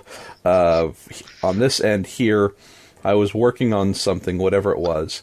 Yes. Story, I think, and had a... You were working on the story about the damage to the cars at the end of the Rolex 24. Okay, yeah, that's what it was. And I was calling Tim just to inquire about the status of the new Porsche 911 GT3R that they have, the one that got hit from behind so heavily by Tony Vilander. So yeah, it was just in the middle of rounding up calls and interviews with folks, just say, hey, how is your car? How badly damaged or not damaged is it, etc. And wasn't focused on what was happening at Bathurst at all. I think if we were to do a timestamp of when I called him, it was within 1 minute either way of his crash. So, A, I'm an idiot. B, Tim, sorry for the missed call from me at a time where you're probably looking at it going, wow, that guy's an a-hole. Like, I mean, the car had not even come to a rest by the time, and he's calling me. Yeah, I felt more daft than usual. So, let me ask this, and if we have someone who's asked the question and we haven't got to it yet, then I apologize that I'm jumping ahead. Thoughts about two spectators grabbing fire bottles from the nearby marshal's post, and I've stood right there where it happened, photographed there, so I'm familiar with the terrain. Thoughts on two spectators running over, grabbing fire bottles, and jumping down off of the embankment to where Tim was sitting and the back of the car had caught on fire to put it out themselves? Well, I'll say immediately what I've said throughout, which is they've made it very clear there's going to be a full investigation of the response to that incident. It's not the first time this year that we've seen either at Bathurst or indeed you will recall at Daytona there being actually what looked like a quite tardy response. 81 seconds is what I counted when the YouTube full broadcast went up. They don't have the moment that Timo Bernhard stopped coming out of the bus stop. The TV cuts to just as the door is opening and he's starting to crawl out, but approximately 80 seconds, could be 85. Okay. Close enough to a minute and a half of the car. I realized it wasn't a big fire, but flames that were clearly visible before someone that wasn't a race car driver named Timo Bernhard intervened. Yeah, well, on this occasion, I think there are two or three things that clearly need to be looked into. What was the instruction to the marshals on that post? That's number one. We've seen further coverage from the Aussie media later that's implied that the two gentlemen manning that post were possibly even not physically capable of getting over that wall. There's then the actions of two spectators without protective gear that you're absolutely right did go over the wall to fight that fire. Both of those people have been interviewed both by media. And I do I do say here, go and have a look at our friends from Speed Cafe, Australia's premier online racing thing, where they did do interviews with both I read. The guys. Good work there. Yep, absolutely. And there are clearly questions to be answered. What were the marshals actually told? What happened with the fire intervention vehicle? Because again, this is the age-old issue of putting an intervention vehicle on track in an area where, let's face it, we don't know what caused that crash. We don't know whether or not there was fluid down. We don't know whether or not an intervention vehicle might have been collected by another car out of control. We don't know, friends. It looked to me like that was potentially a fuel fire. I don't know whether or not one of those two guys was standing effectively in a pool of fuel on the grass? I don't know. And that's, by the way, the reason why for one or two people that did drop me notes in rather questioning / rude fashion, saying, why don't you take a position on this? I don't know, because I wasn't there. I've not interviewed the people involved in it. And it was made very clear to me when I went and asked the relevant question of the relevant people, there will be a full investigation. Let's wait and see what that comes out with. But I do expect that there will be consequences to that. I'm not going to go down the road of calling people either reckless or hero or anything between, because, for the third time, I don't know. I don't know what happened with the interaction with the marshals. I don't know what the instructions were from race control. And frankly, albeit that you've got these guys having been interviewed and others too by the media, there's not a full picture there either. The correct way to deal with these things, always before you take a final position, is wait and hear what the investigation comes back with. If you want to scream cover up, the time to do it is when you've seen what it is that the report actually says post that incident. It was a big hit for Tim. I'm very pleased he's home where he needs to be right now to recover. The car was absolutely toast. It did clearly look after him. It was toast, was it? All right, thanks, Graham. Good Lord. There you go. There you go. But it was a heavy rearward impact with an unprotected concrete wall. And again, perhaps a couple of questions about whether or not the protection at that corner needs to be extended a little. But no, I'm not going to go down the road of assigning blame or plaudits to anybody right now.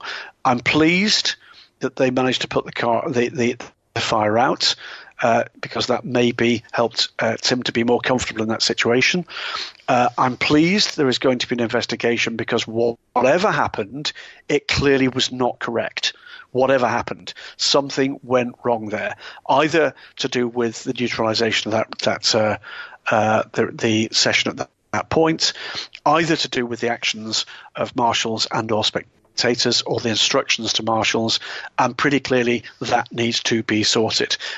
But we should be very careful before we start. We start actually applying either end of the critique of anybody's actions before we've seen what the reality of that situation was. I've done enough in terms of crisis management, MP, in other areas of the world, and in other areas other than motorsport, to understand very clearly that when you see the facts, quite often the position you're facing yourself with is completely different. And frankly, I've been the victim of that misinterpretation in my previous life too, where actions were attributed very sharply to criticise the people I was working with, where actually the actions that were taking place at the time were perfectly understandable with the information we had at the time.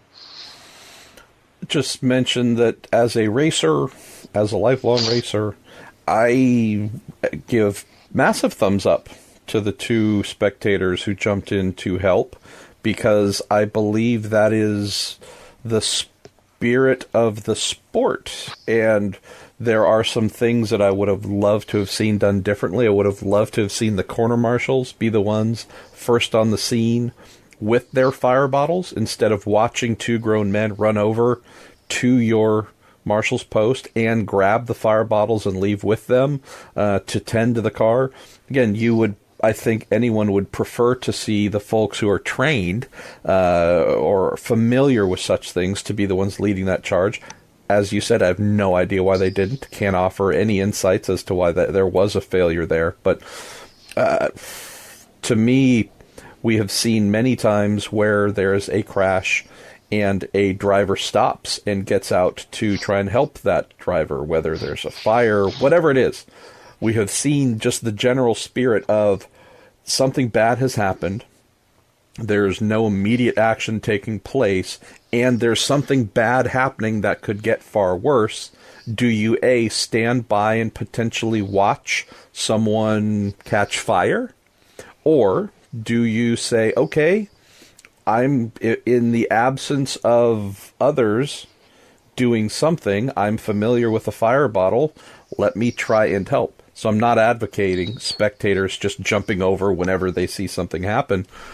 I can say, though, that having been there, if I was standing there shooting, because I've done this in the past before, I would probably go and do the same thing.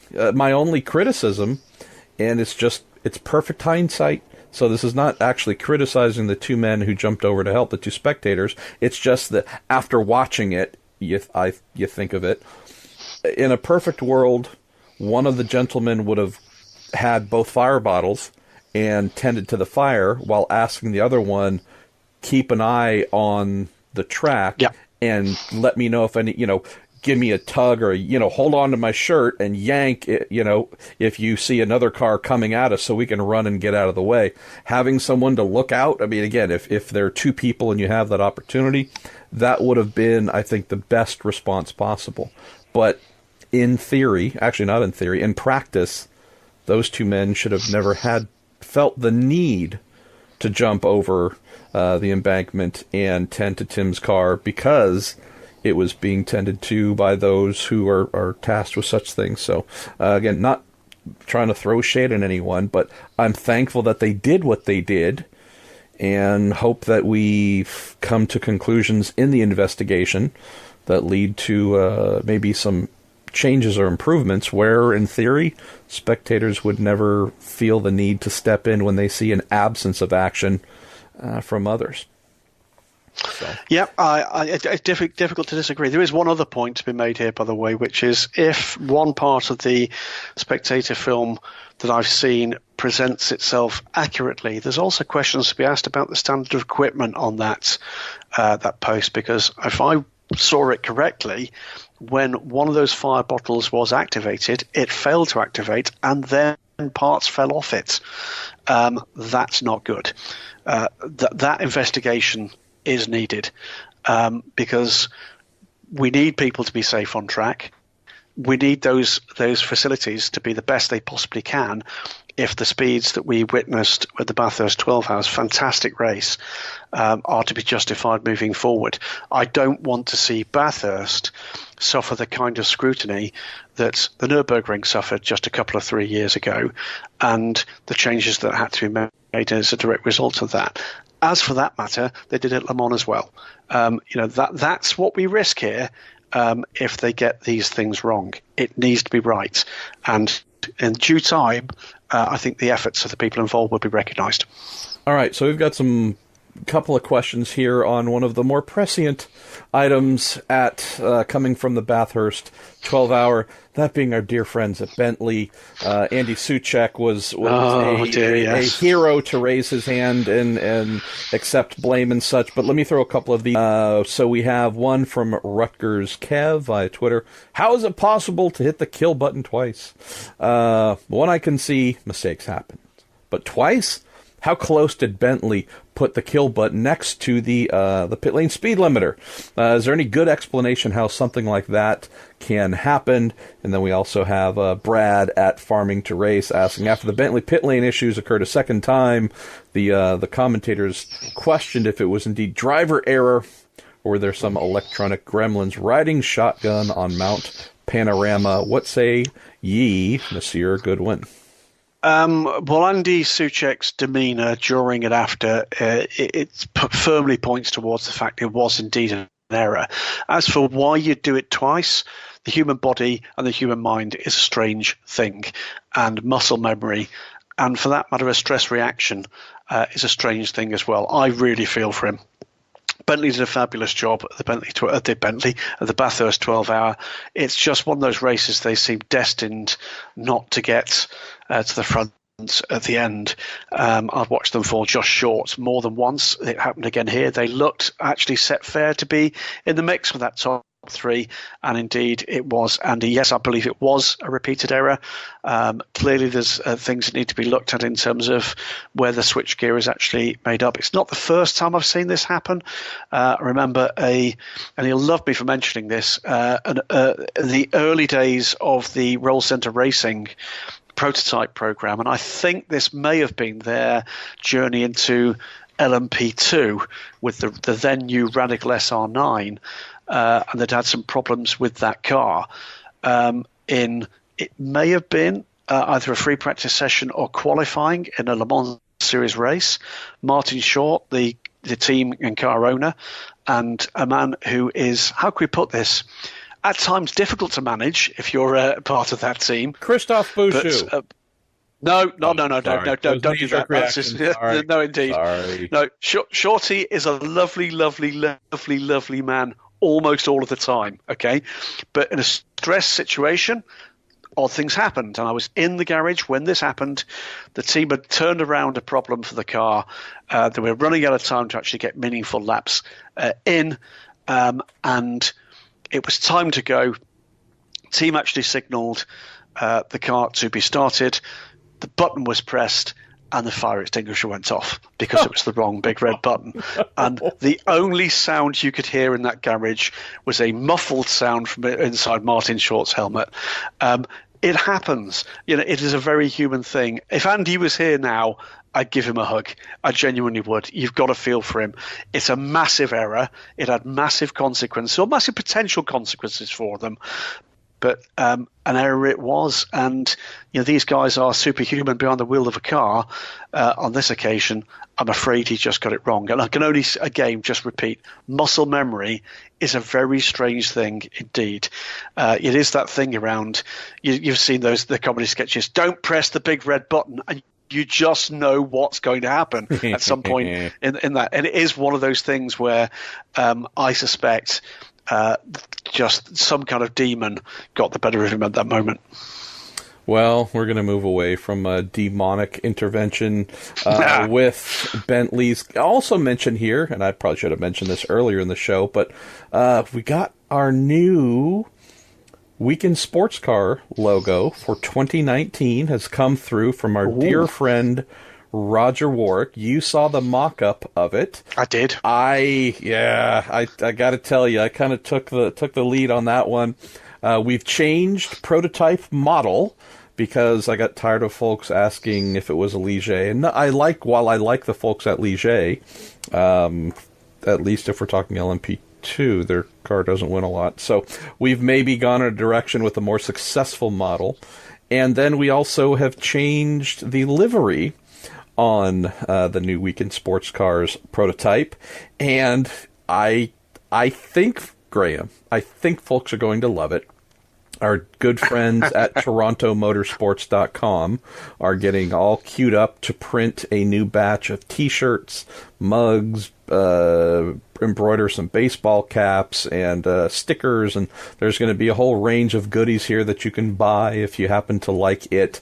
The livery, again, it was admittedly something that came to my crazy mind. It's a throw-forward livery that's not even from sports car racing. So I think folks might like it, so we'll see there. And then I also just got, because Roger's just buttoning up a couple of little detail changes that were asked for, we also just got the brand new logo for inside the sports car paddock. And what do you mean it's not the same logo? I know, crazy. Tell us more, Marshall.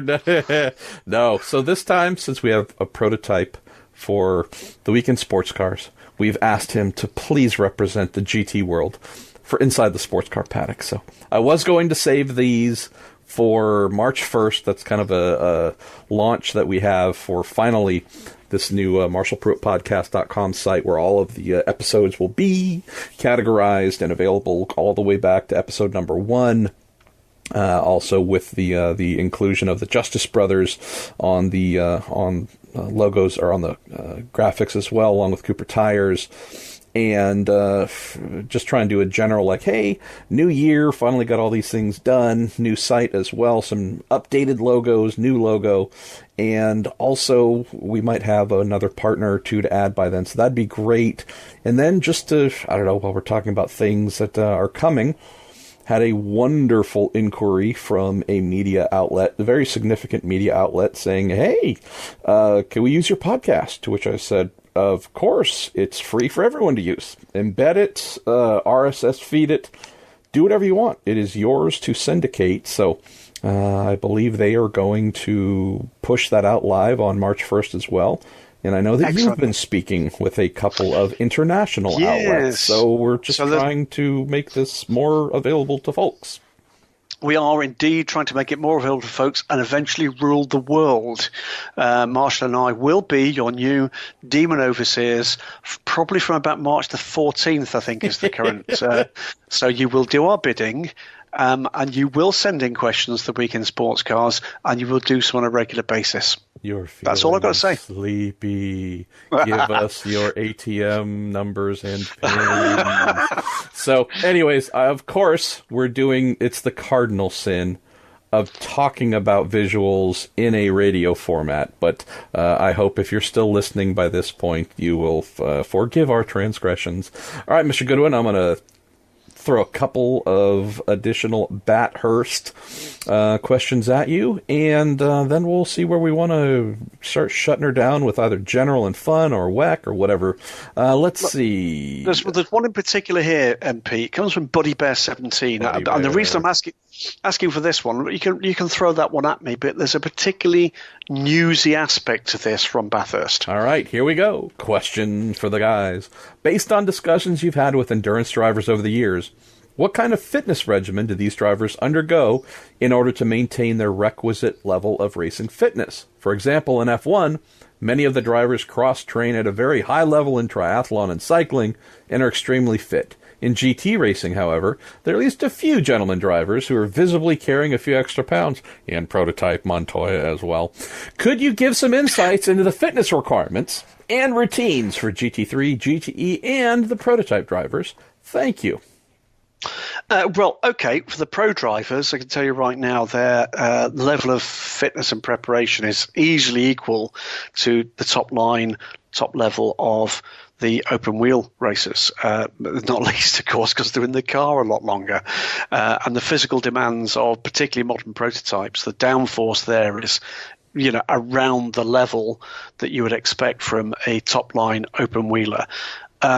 As for the gentleman drivers, to a degree, that is up to them. You will see over time they're looking more whippet-like, with one or two particular exceptions. And the ones who are particular exceptions tend to be basically surviving in the car at a performance level because of brute strength rather than just as I say, their whippet-like demeanor.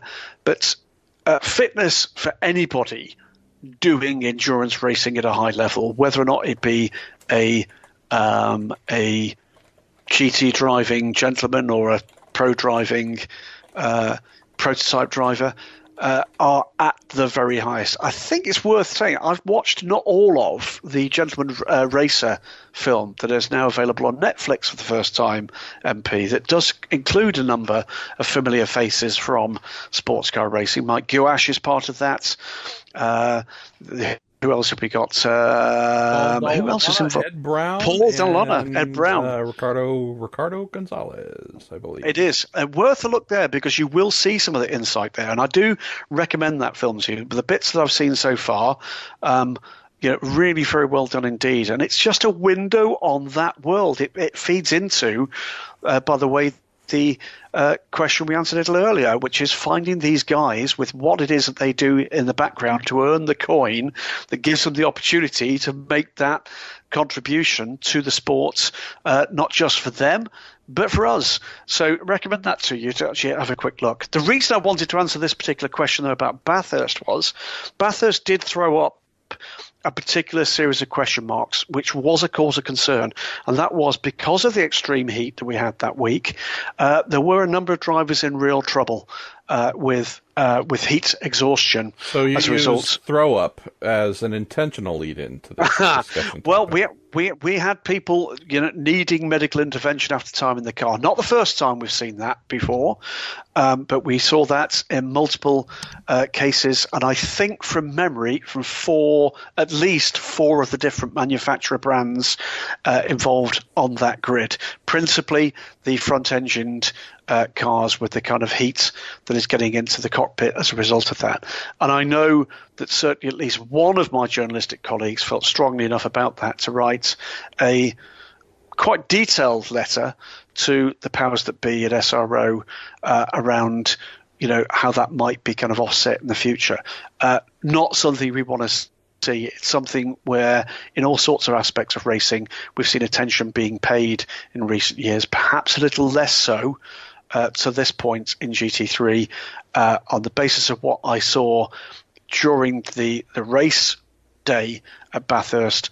I think the time to grip that is probably right here, right now. Well, extremely good call, my friend, especially coming off of a race where it was an issue for multiple drivers. Let's see, where else can I steer us? Floodman11, thank you, Floodman, says, thanks again for your time at Bathurst. And what was your favorite part of the event? Well, this is Floodman, because Floodman and I sat actually in the TV booth to get a little bit of peace and quiet for what he asked for was a kind of 15, 20 minutes conversation for his Endurance Chat podcast, which you can see, or you can hear rather, through the WEC subreddit. Ended up being well over an hour, and we chatted through a range of things. And thanks for your time. I know you've been thanking me profusely, but actually it was great fun. What was my favourite part of the event? Honestly, all of it. I didn't get to do some of the things that I wanted to do. There were other things going on in life in the background that meant I didn't get to stretch my legs as much as I'd liked. Coming to the stage from the UK, yes. One of the world's finest strippers. He's a man who lives on the pole. He is the pole winner. Great. Yeah, they never did find that bottle. But no, it is just a life-affirming event. I've said it before. I could have sent one of the Daily Sports Car guys to do that. Stephen Kilby was down there last year, thoroughly enjoyed it as well. But on this occasion, chose to do it. There's some commercial reasons why that was a good idea this time. I still want to go back and do it again, despite the fact it is the most exhausting event. I mean, something like, when you take into account all the travel and the transfer, something like about 40 hours door to door to get to and from Bathurst to where I'm talking to you now, which fairly uniquely in the last few weeks is from home. But it's the whole thing. What do I like about it? The circuit is just mesmeric. It's just completely different to anything else. I love the fact the town embraces that event. I love it. The fans are just basically the very best that we see in Europe and the very best we see in North America, with hats with corks on and drinking beer out of stubby bottles and barbecuing anything that moves and many things that don't. It's a uniquely Australian experience in endurance racing, and I love it, love it, love it. I genuinely mean this. If you have the opportunity to attend that event at some point in the near future, please take it. 50,000 people did attend this year. There is space for far, far more than that. You will not regret it. It is totally unlike anything you've experienced in North America or Europe, and it's much the better for that. It's not an easy trip to make. It's easier if you're not doing Daytona the week before, and there are numbers of tour organisers that would be more than happy to help you. I absolutely recommend it for anybody looking for something familiar but different after their endurance racing. If you've loved Spa, if you've loved the Nürburgring, if you love Le Mans, if you love the Rolex 24 Hours at Daytona, if you love the Sebring 12 Hours, you love Petit Le Mans, you will not fail to absolutely adore every moment of your time there. Lots to see and do, and the racing is spectacular. One of the great stories Tommy Kendall told me a few years ago, I did a couple of page feature on Americans racing at the Bathurst 1000 for Road and Track, and he told a great story. I think he was there in the mid-90s or something like that, but he had seen or learned or been told, whatever it was, that there were heavy restrictions on how much alcohol that fans could bring onto the mountain. Yes. And so what had become a bit of a normal routine was weeks, months, however long in advance of the 1000, the more dedicated drinkers among the race fans would either sneak up the mountain late at night. However they would do it, they would basically head up the mountain with their beer well in advance of the event, usually at night, and wherever they had planned to camp, they would just essentially create their own buried treasure and dig big holes and load their gobs of alcohol in, since there were restrictions of how much, they could get through the gate. And I just love again, if we're talking fans, the thought of folks, and granted, there's probably some alcoholism in here, so I don't know if I should be celebrating that so much, Graham, but again, just talking about the spirit of the event. I've only been there once. It was 2011, the 1000 in 2011, but gosh, and know exactly what Tommy was talking about, of folks who there's so much love and passion for it. There's also the Australian spirit, which is kind of part of it. It's half middle finger to the world and half of a huge smile. And no one talks about being mean to one another or bullying or anything. It's just people having fun, prodding, playing with each other, giving each other a hard time, just drinking, celebrating, you name it. The punches thrown. There are some teeth that are certainly lost each year on the mountain. But again, if I'm just thinking about racing fans, what I've seen in person and the stories that I've heard about the commitment to having fun and doing it their way, you might be hard-pressed to find better motor racing fans than those down under. So I love the fact that you've been able to go year after year for the 12-hour, and hope you can get back for the 1,000, because since I haven't been for the 12, but I've been for the 1,000, and vice versa for you, it'd just be cool to see and hear if there's indeed a difference in the ambience and fandom style, or if it's just the same. Going to fill in a couple of blanks. It was 1996 that Tommy did the Bathurst 1000 and finished 8th in Shell-sponsored Ford with Steve Johnson. The other thing is, it's probably the only place in the world that I go where the experience starts as you park the car. When you park the car, the old guy from the local Lions Club, charitable organisation, wants a chat. You walk through with the security guard and the lady that scans your ticket, and then the guys collecting for that self-same charity are genuinely interested in what's brought you to their town and their event. And there is something, as we said before, about these big events and their peculiarities that is just a little bit life-affirming. Wonderful stuff. Wow. Brilliant. All right, let's see. Where should I go? We got a couple of questions here. Floodman's thrown in one as well, Tom Bender, and let's see, a few others here about some of the comments made by Raffaele Marciello from the Mercedes team, comments about the race being stolen from their Mercedes effort due to race officials. If you haven't seen the race, you probably have no clue what we're talking about. But Graham, can you fill in a little bit of the backstory, and then whether you think good old Raffaele might have a case? Right. It was to do with some pit lane penalties that I think there are 2 drive-throughs judged through the race for Marcello's Group M Manfilter sponsor car, the bright yellow Mercedes-AMG, if you're watching it in that particular way. And you're quite right, he was indeed pretty vocal post-race that he felt that they'd been dealt a duff hand. How do I feel about this? Shit happens, honestly. Raffaele is honestly a man of God-given talent. He is, without a shadow of a doubt, one of the very quickest GT race drivers on the planet right now. He is going to get a huge number of international titles to his name within pretty short order, and I'm afraid sometimes the gods just don't smile on you. Have I done a particular analysis in my stupor yet, post-Bathurst? No, I haven't. There's a couple of things at the moment that are missing in my understanding of events. One of them is the background to this. The other one is some questions about what happened in a couple of incidents which involved the KCMG Nissans. And I guess from my point of view, I'll give you this. I had a conversation post-race with some of the team principals behind the R Motorsport Aston Martin crew, who so nearly won that race. Had the KTM at the end of the race not caused the safety car, they would have won that race. And they would have been perfectly justified in bleating about the fact there was contact required, albeit light contact at Forest Elbow, for Matt Campbell to make that pass.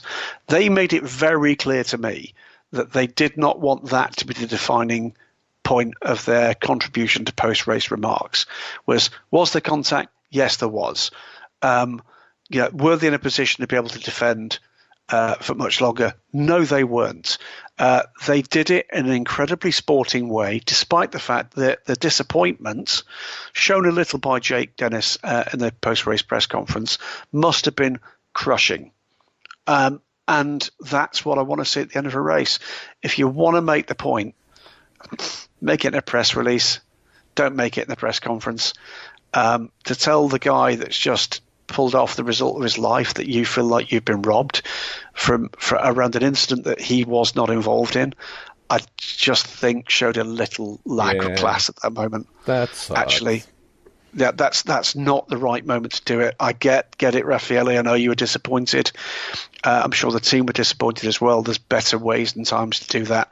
I want to see at the end of that kind of race that entire podium of drivers involved in what was an epic motor race with smiles on their faces for the fact they're privileged to be part of it, not bemoaning perhaps what might have been an error from race control or might not. I want to see this being a happy occasion that affirms people's belief that actually this is something worth following. That's my 10 penneth. That's a beauty. All right, we're going to grab a couple more. We're just a little bit over the 2-hour mark on the week in sports cars, and for those of you who know, we try and stick to the 90-minute format.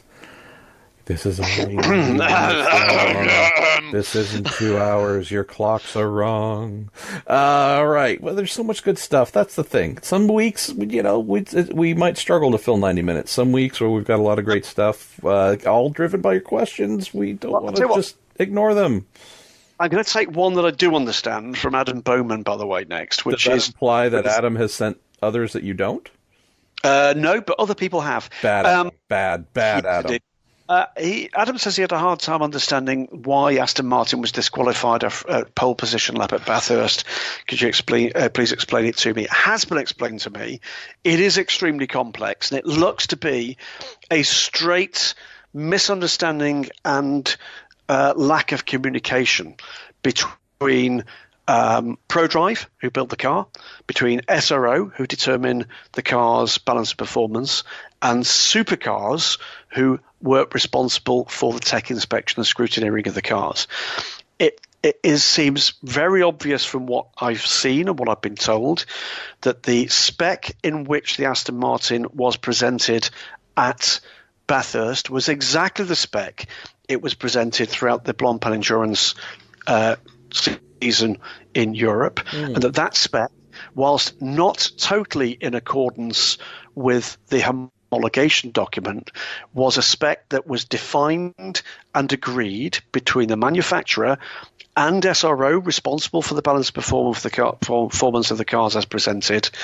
That was exactly how that, if you want to call it, gentleman's agreement, was reached. That appears not to have been communicated to Supercars, who were responsible for the technical inspection of the cars for Bathurst. So there was a great deal of unhappiness prior to the race from the R Motorsport crew. My understanding is that is a level of unhappiness that is going to continue to be a subject of debate between the team, the manufacturer, and the sanctioning body. And let's hope that that's not deemed to have been the reason why our Motorsport lost the race. They didn't moan about it at the post-race press conference, Raffaele. Wah, wah, wah. I'll grab this one from Mark Urban on Facebook. It says, "Hey, gents, first time, long time. Gentleman Driver was just released on Netflix. I was about to say Nextflix, so although I didn't say it, that might qualify as a new word I made. So Andrew Baca or someone, please add that to the growing list of nonsensical words that come out of my mouth. Was released on Netflix last week. If either of you had a chance to watch it, what are your thoughts? Good racing documentaries are few and far between due to the smaller viewer base, but I felt that this was a story that even non-race fans could find interesting." Then adds, "As a videographer himself, I personally give it a 6 out of 10. Thanks for all the great content. I listen to you guys every morning while in the gym working out. Thanks for making my workouts go by a little quicker. Awesome. That's great to hear. Maybe I should listen to us while we work out. It would make me want to finish it faster for sure.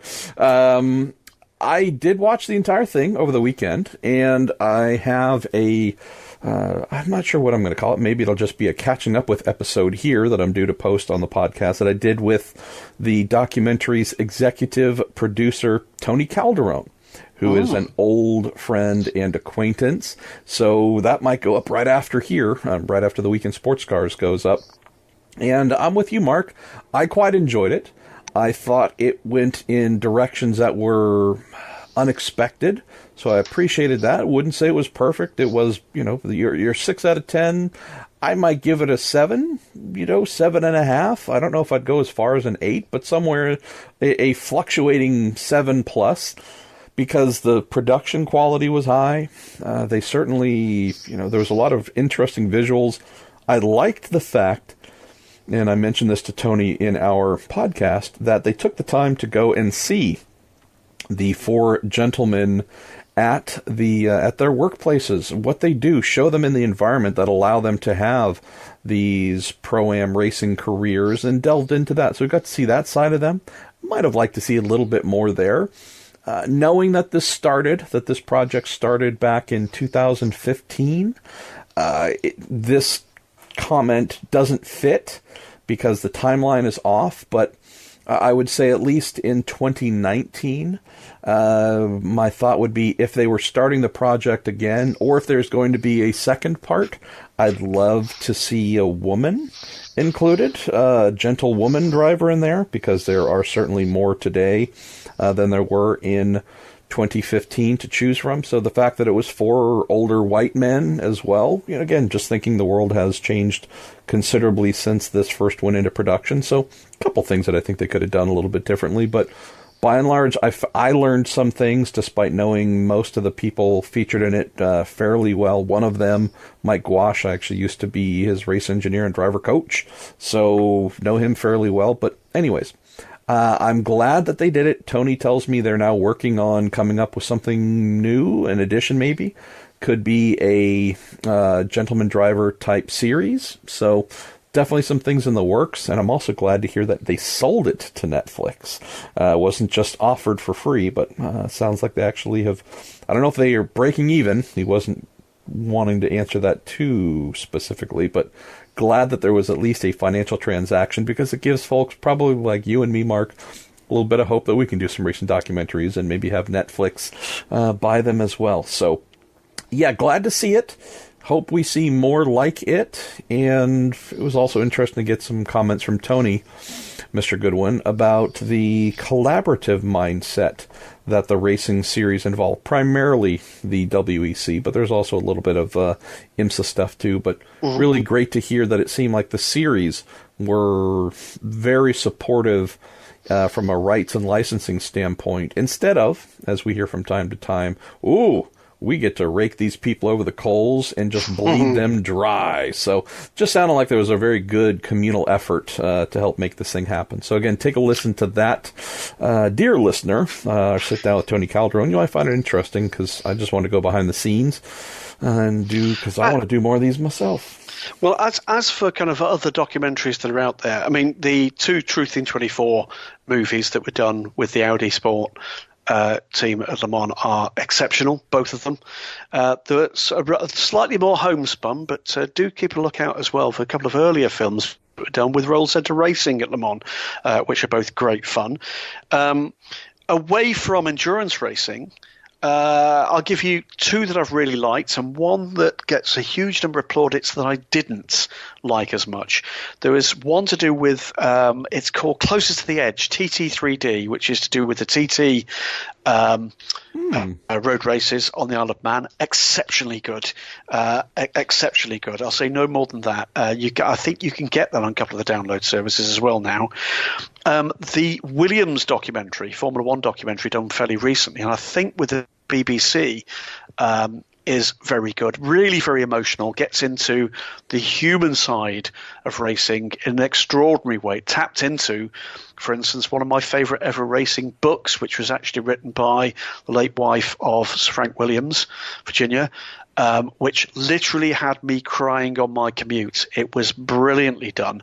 And that, I'm not going to spoil it for you, that book forms just a key little tableau within that film.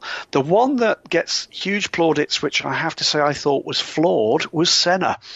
And I think the reason it was flawed, it was one of the first to lift the lid on some footage we'd never seen before. I think that's one of the reasons why it got such huge plaudits, in that, we got to see what it was like in a Formula One driver's briefing, and with various extremely well-known faces, behaving in ways that we hadn't seen them behaving before.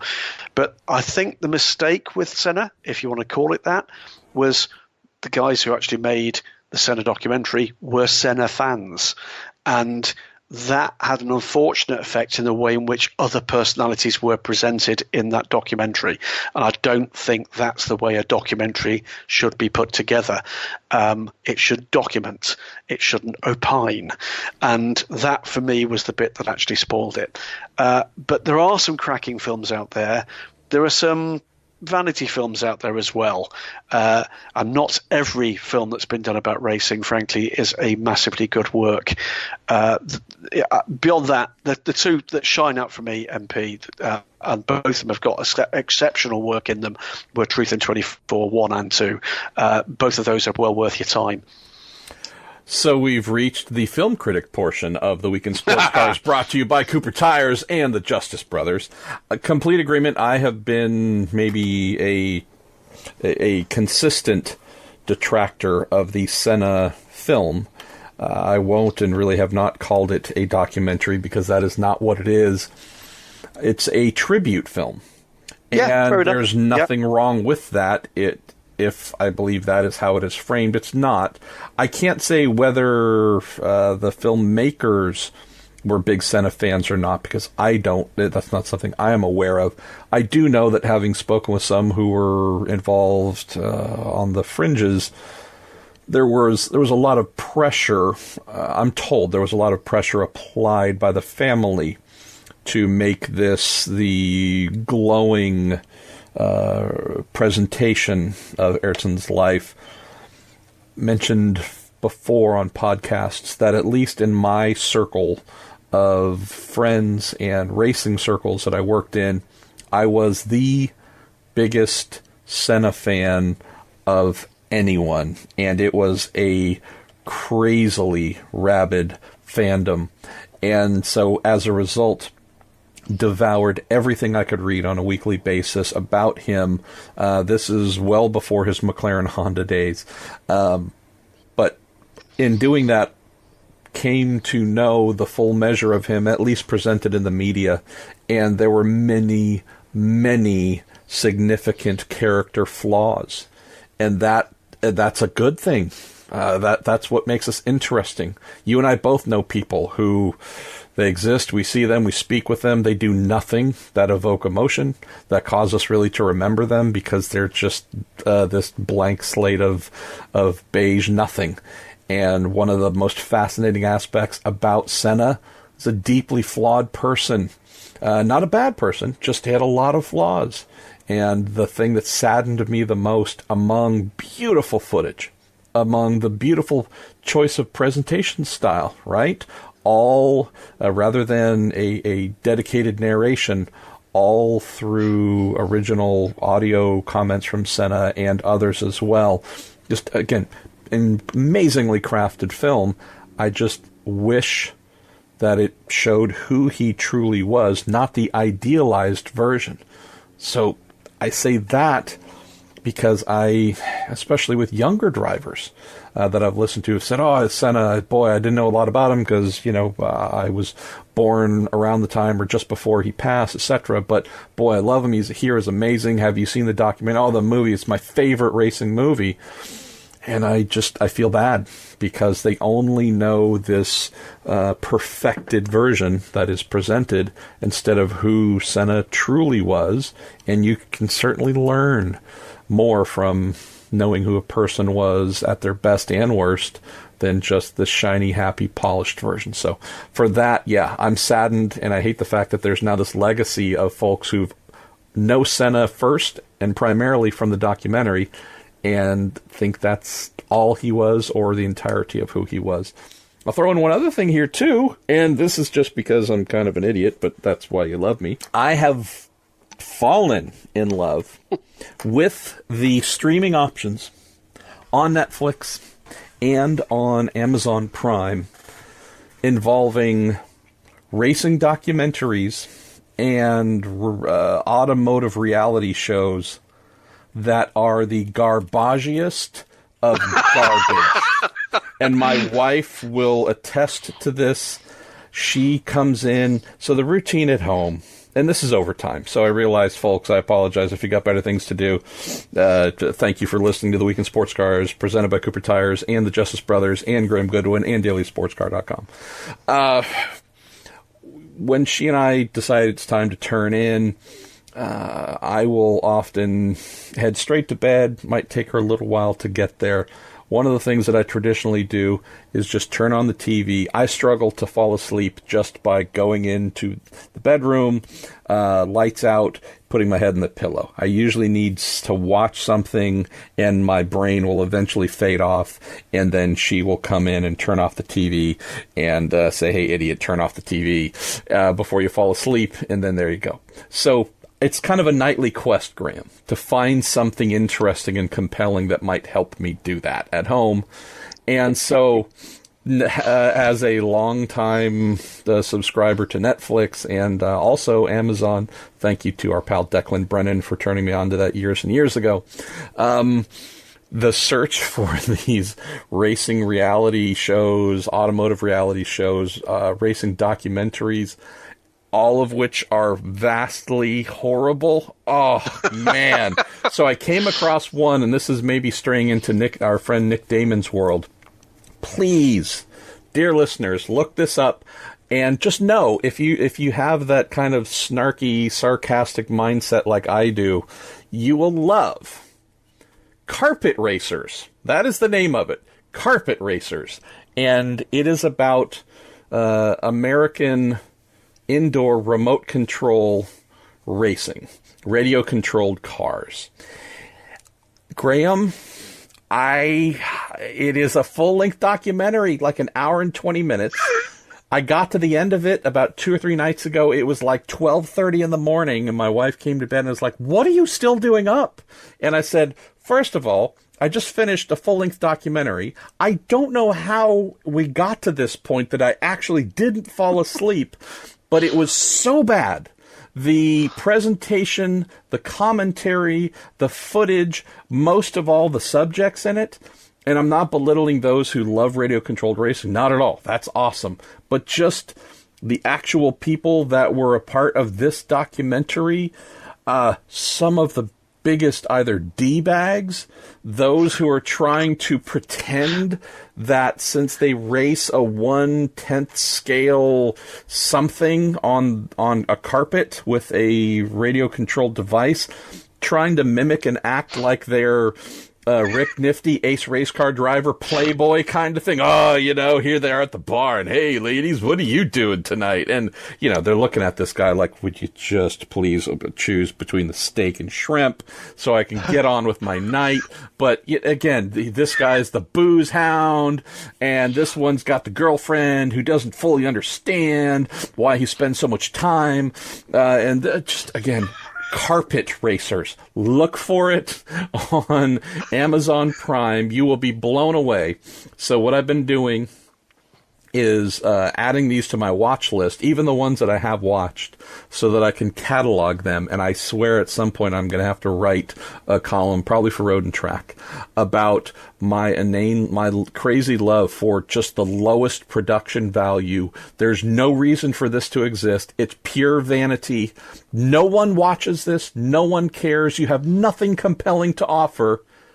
And yet you have given us this gift, either of a 90-minute documentary or 6 half-hour-ish reality shows of you building a car poorly, and you forgot to actually get the boom mic working, so all we hear is the grinder in the background while the guy's lips are moving, and they didn't bother to do any kind of captions beneath, and you're watching it going, I don't know what but it's amazing that you thought this needed to be presented to the world. So there's a possibly disturbing insight into my late night, there's a new word, late night life at home, Graham Goodwin and dear listeners. Well, here you go. Here's a challenge to our listeners. If you've got this far into the now almost exactly 90 Marshall minutes, let's have your top 3 and bottom 3 racing documentaries or films of any sort. Don't want feature films, racing documentary films, because there are some corkers, but my God, there's some absolutely dire trash out there. And I'm looking for recommendations. So if you have absolutely not something good, oh boy, this is amazing. The production, the director, the director of photography was just a savant. No. I want someone at Netflix should be fired for saying yes to it type stuff. So that's what I'm looking for, at least. But also give us some of your favorites, too. All right, Graham Goodwin, let's see. Do we keep going in general? Or do we go to fun? Do we go to WEC? Where do we go to close? What I think we could probably do here is just have a quick nip about how long we got, do you think? We got however long you want. Let's say about 15 minutes. It's about 1:45 in the morning here at the moment. And at the moment, energy levels are good, but I could just as easily find myself face down on the keyboard within seconds. So let's say about 15 minutes from now. Let's dive into fun for a moment or two.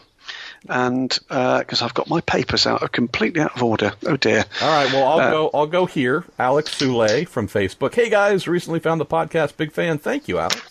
If you could pick any racing class or classes from the last 20 years to run an event at Mount Panorama, what would it be? Personally, I'm not a fan of NASCAR, but I'd pay good money to watch the Monster Energy field smash their way over the mountains. So, all right, what's a class over the past couple decades you'd love to see rock up and race on the mountain?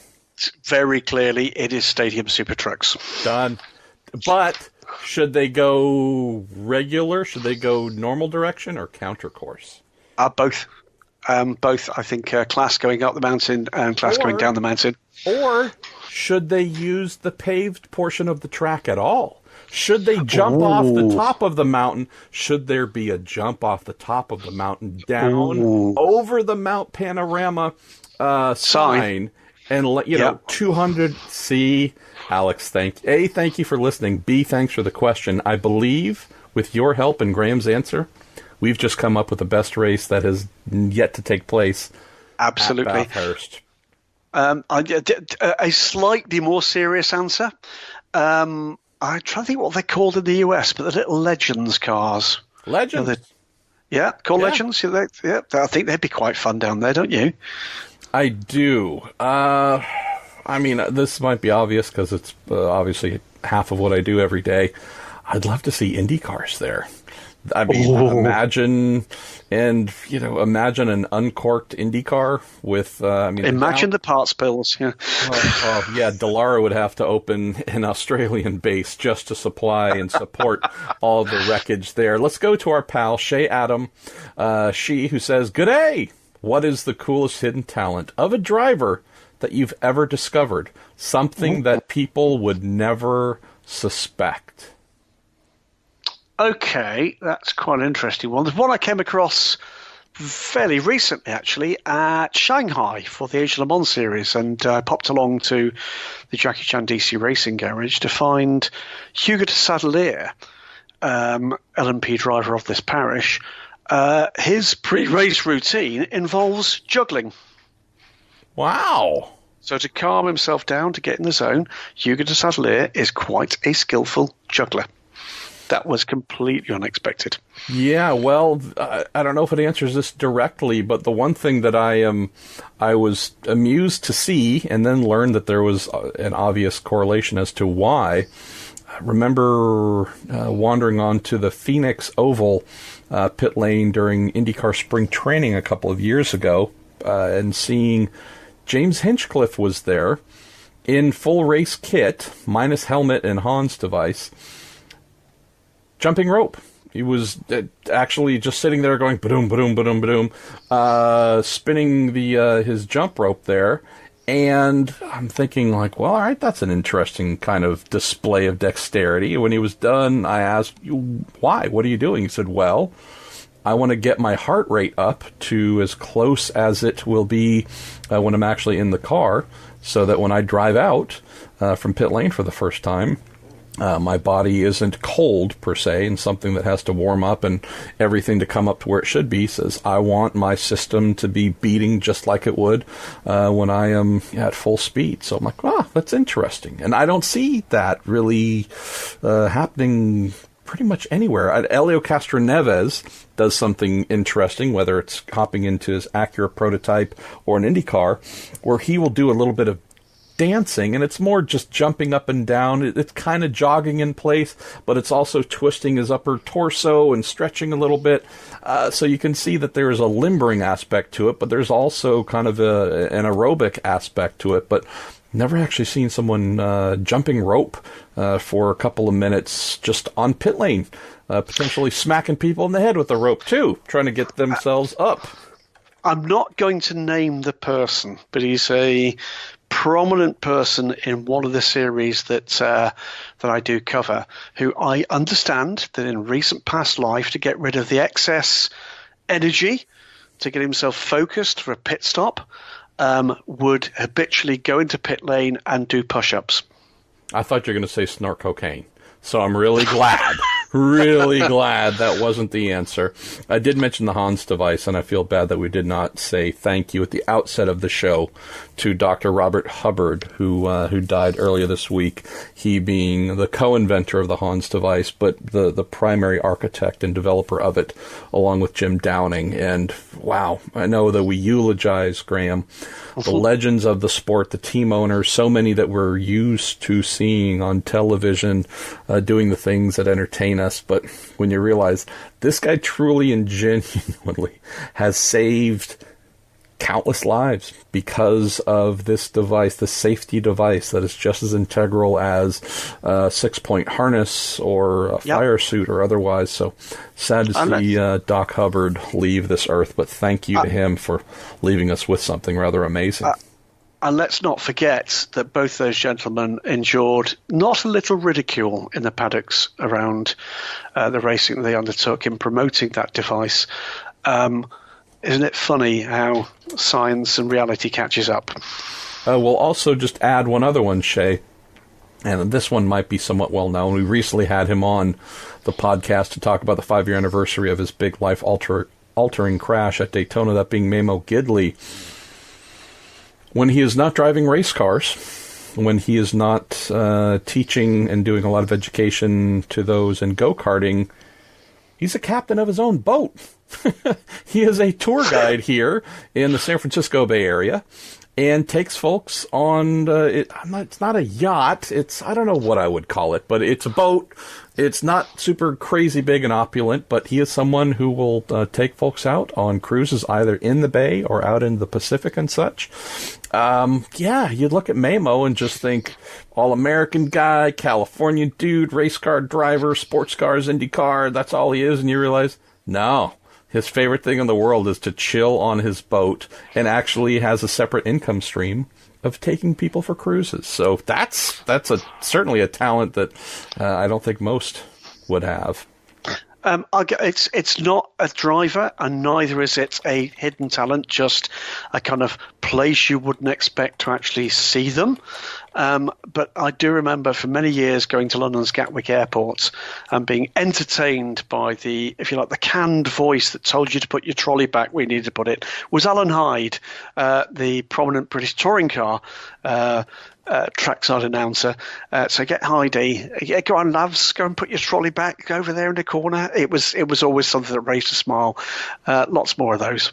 All right, I'm going to answer this one as quickly as I can because I bring it up at least once a month out of just that pure snide aspect of my personality. This comes in from Randy Holbrook on Facebook. Can you give us any insight into what may or may not have happened to the insightful, playful, cuddly, and mysterious Murphy the Bear? I sure hope he's alive and doing well. That being Tom, I never knew how to pronounce his last name. Kjos. I have no idea, Randy.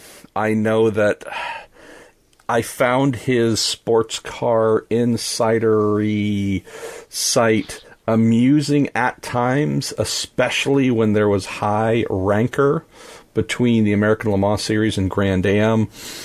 He would take the piss out of people on the Grand Am side with impressive dexterity. There was just a lot of interesting or funny stuff. There's also some garbagey snark stuff too. Nah, not just snark. A lot of it was just, I'll be honest, it was trash. And so what was interesting is he would have his bear, Murphy the bear, the little stuffed animal he would bring. And it's interesting how it filled a niche. It definitely filled a niche, not reporting, because there wasn't so much reporting in it. There were occasional little scoops. Hey, Murphy the bear is hearing that this team might do this or whatever. There were a couple, some interesting little things from time to time, but it seemed like when his site and his presence went from being tolerated and something that would give folks, a little bit of whimsy among their hard work to just a little meaner, harder edged, lost that humor, seemed like the folks' palate for him on the series level and paddock level really fell off. So, around late 2000s, I just recall there being a fairly sharp quieting of his efforts and his work product in general. I don't know if there was anything health-related. There was, I recall, an effort where he was involved in, I think, some American Le Mans Series annuals, and Robin Thompson as well. I haven't seen Robin for a good while, and I know that Tom came to me, I think, at the Detroit ALMS race in 2008 and basically said he needed to bow out of it. Could I write it? To which I said, we're in the middle, kind of sort of almost the middle of the season, and you're asking me to pen a complete season-end annual? I can help, but no, I cannot do it on my own. So I ended up writing, I don't know, maybe a third of the book. And I have to say, I actually wrote another part of it. Yeah. This would have been 2010, I think. Is that right? Is it possibly 2010? There was 2 years they did it, and then a final year where the book wasn't published. And I did the European and Le Mans roundup for the year that was not finally published. So there you go. That might have been almost, ironically, might have been the first time we almost worked together there, mate. Yeah. So at least memories, Randy. There was just a transition where it went from like, okay, this is sports car racing's version of The Onion, and that's humorous, to just started to feel like, at least for #me personally, the guy was just investing far more time and effort into trying to tear things down. And that's when it just stopped being funny to me, and I think for other folks as well. So I don't disagree. I should say what happened afterwards. Well, Tom was a colleague on Daily Sports Car in its early years. It's fair to say there was a bit of a parting the ways. I don't like leaving any relationship that way. I believe Tom will be at the Sebring 12 Hours. I hope, Tom, if you're listening to this or anybody that passes this on to you, I hope we meet and I hope we can have a coffee or something stronger and say hi. And I hope life has gone better for you in the last few years. Eamon Barrett via Facebook says, with the WEC racing at Sebring this year, what track in North America would you love to see the LMP1 cars return to? And then says another thing, Marshall, the Nissan from 1988 to 91 was the best GTP car ever raced, in my humble opinion. That's the awesome part about sports car racing. Your opinion is the one that matters. Red America, Red America, Red America, Red America, Red America. Kind of it's the default answer. Road America for sure. But hey, okay, let's be asinine. I want to see Toyota TS050s at Lime Rock. I mean, that's... briefly. Well, yes, we might actually see that part of Connecticut lift up into outer space and leave, because I believe it would be whipping around in such a big frenzy, it would actually wear a hole in that patch of earth, and it might become detached. So, Who knows what would happen there? All right, we're not too far from the end of our 15 minutes. Why don't we dip back? Why don't we dip back into the WEC, ACO, and Asian Le Mans Series for the first time, which would actually be dipping forward, Pruitt, you idiot. Let's see. Here's another one, Sebring related. Der Ruslar from Twitter asks, on the WEC, after both Toyotas were disqualified from Silverstone for excessive plank wear, is there any concern in the paddock about the bumps at Sebring causing extra wear and tear on the planks or other suspension/chassis components? So here, Der Ruslar, I would say not the first time. Cars with either minimum ride height limitations or plank wearage concerns have been at Sebring. Of course, there's always a concern, but it is a manageable concern, meaning at Sebring, just about every team is going to be running at a higher ride height than normal to compensate for the heavy bumps. Not necessarily the dips in the track, but the ones that cause the cars to launch and then crash down super hard. So, in effect, there will certainly be a concern, but that concern should be managed by simply increasing ride height to make it less of an issue. Considering, Graham, that, as you mentioned earlier in the show, Toyotas have been testing at Sebring right now. They have. This will be a high to-do item on their testing list to get the ride heights correct and check the plank all the time. Couple of bits for your viewing pleasure, dear listeners. You can have a look how that testing's been going. The first is a Sebring regular, Lanky Turtle, on his YouTube channel has been trackside during that test, and you get an opportunity to see how the car is behaving at the moment at Sebring. It's very early laps there. The second thing is I urge you to look at Sebastian Buemi's Twitter feed, because there are a couple of the one incredibly short clip and another slightly longer clip. The slightly longer clip is the Tota negotiating turn one barely and at astounding speed. The second one is the passing speed of the car at another part of the track. Just have a look. That's what you've got to look forward to at Sebring. And I'd like to just appeal for a moment, my North American friends, of which are legion, just suspend the cynicism about the hybrids and please enjoy what I hope you're going to see at Sebring, which is something quite exceptional. It might be the only time you get to experience that around that Sebring track, and that will be, I hope, something truly special, because I think if these guys get it right, and they usually do, you're going to see records smashed. Okay, this is one that I know is something that has been on your little hopper within the last 12 hours, coming from our pal, Stuart Hart at Jag Le Mans. Does no one at the ACO or the WEC understand the poor optics of having no hypercar confirmations or news since December? Even interested privateers, on the face of it, stay silent rather than talking up the class and future prospects. You may or may not have had made statements that are almost parallel to Stewart's just today. I've been having a conversation with a number of people over, some mixed messages. I've written stuff. I'm holding stuff, waiting for clarification on various bits and pieces. I'm in contact with now 2, as yet undeclared, interested parties in hypercar, car.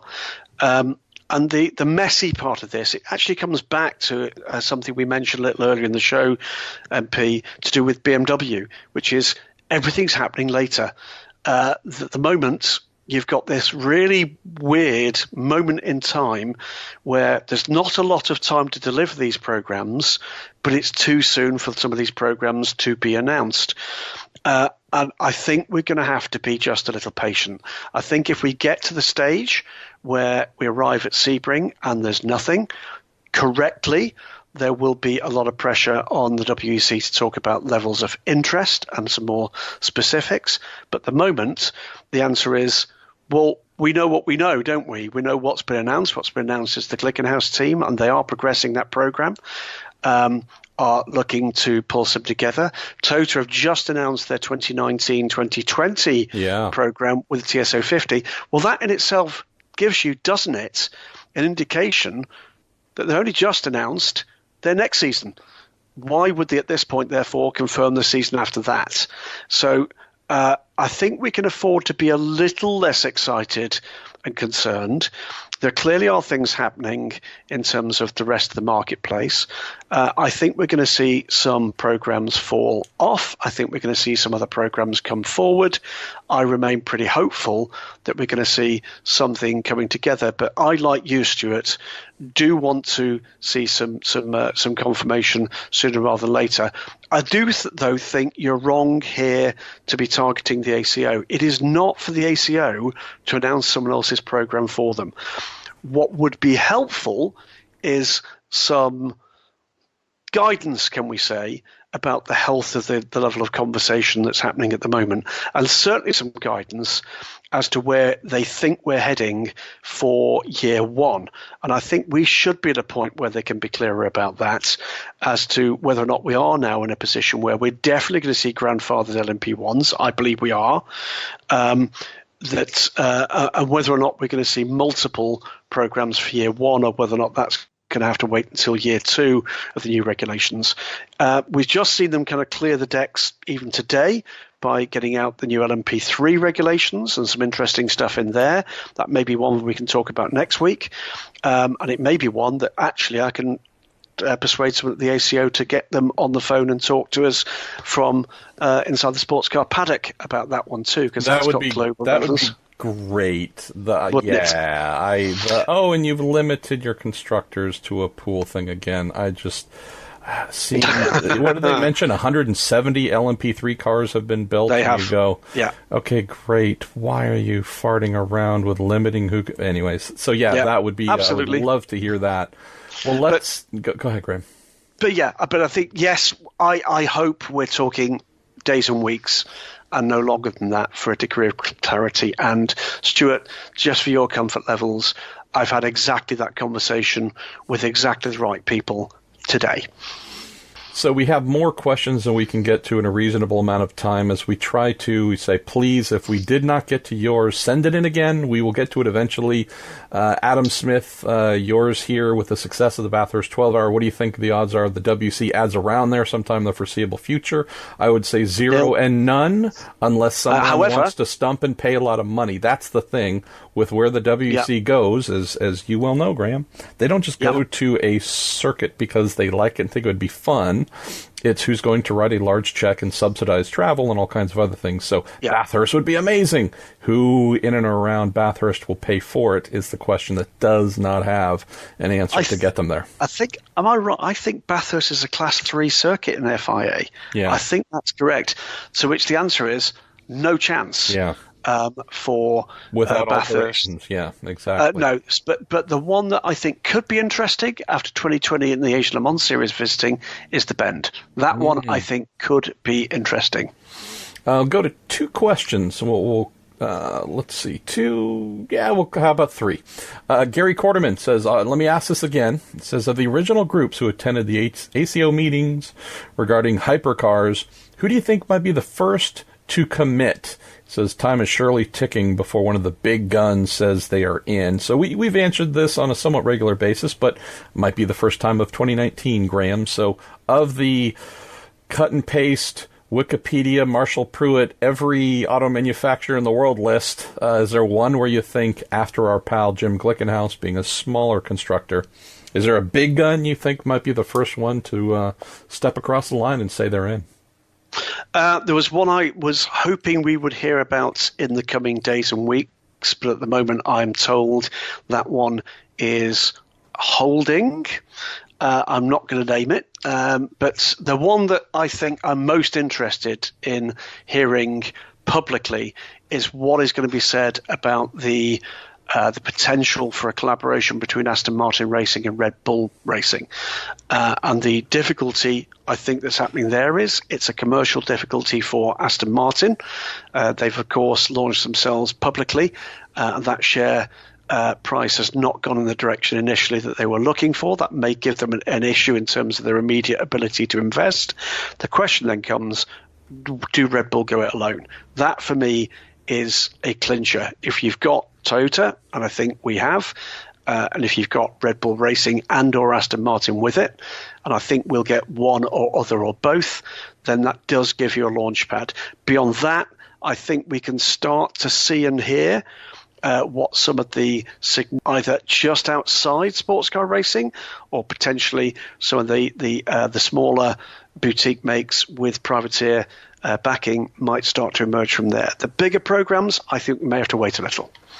Just got an email, glad to see, and kind of knew this was coming, so I can't pretend like I'm surprised. But the PR1 Matheson LMP2 program, they just confirmed that they will be entering a second Oreca 07 in IMSA's LMP2 category. So that would be 3 full-time cars, provided the Performance Tech folks stay. And I did kind of suggest in the Performance Tech story that there was a third full-timer being mentioned or rumored, and I may or may not have been told a little while ago that this was happening, but I was asked to not talk about it, so or say who it was. So anyways, glad that this has been confirmed, so that's good news there.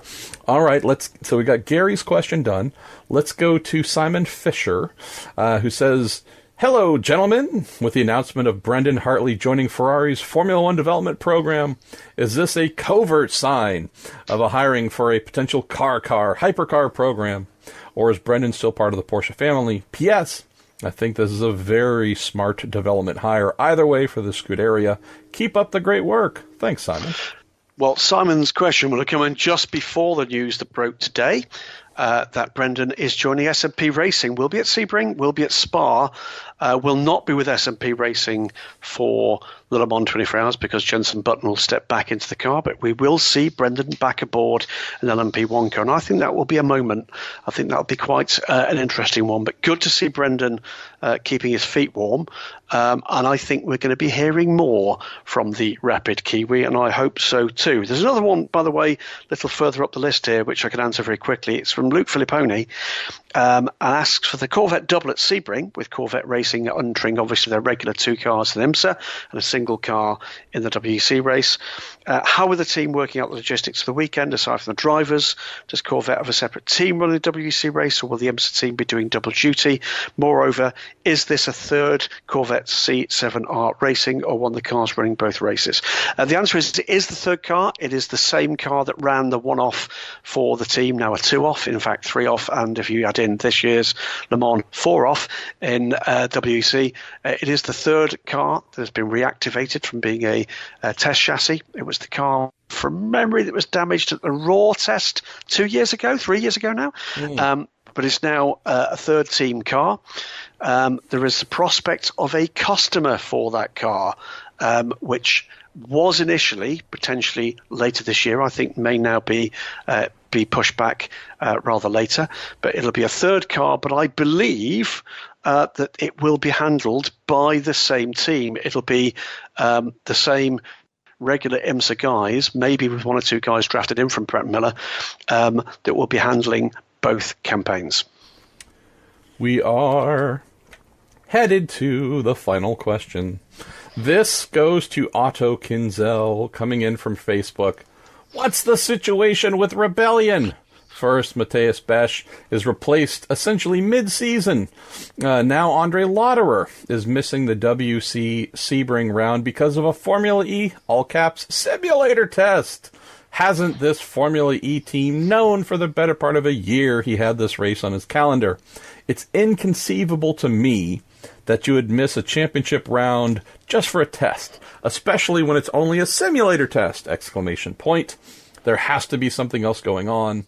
Also, can you make a list of all the adult dance clubs Gigi has worked at over the years? See, another list we need to compile. Too many. Yes, I mean, we assume he's wearing pants today and a top, and there's not an excess amount of glitter on the headset. Otto, I'm going to do a little bit of making an ass out of you and me, a little bit of an assuming here. I would say my guess is contractually that Andre signed his current Formula E deal before his current WEC Rebellion deal.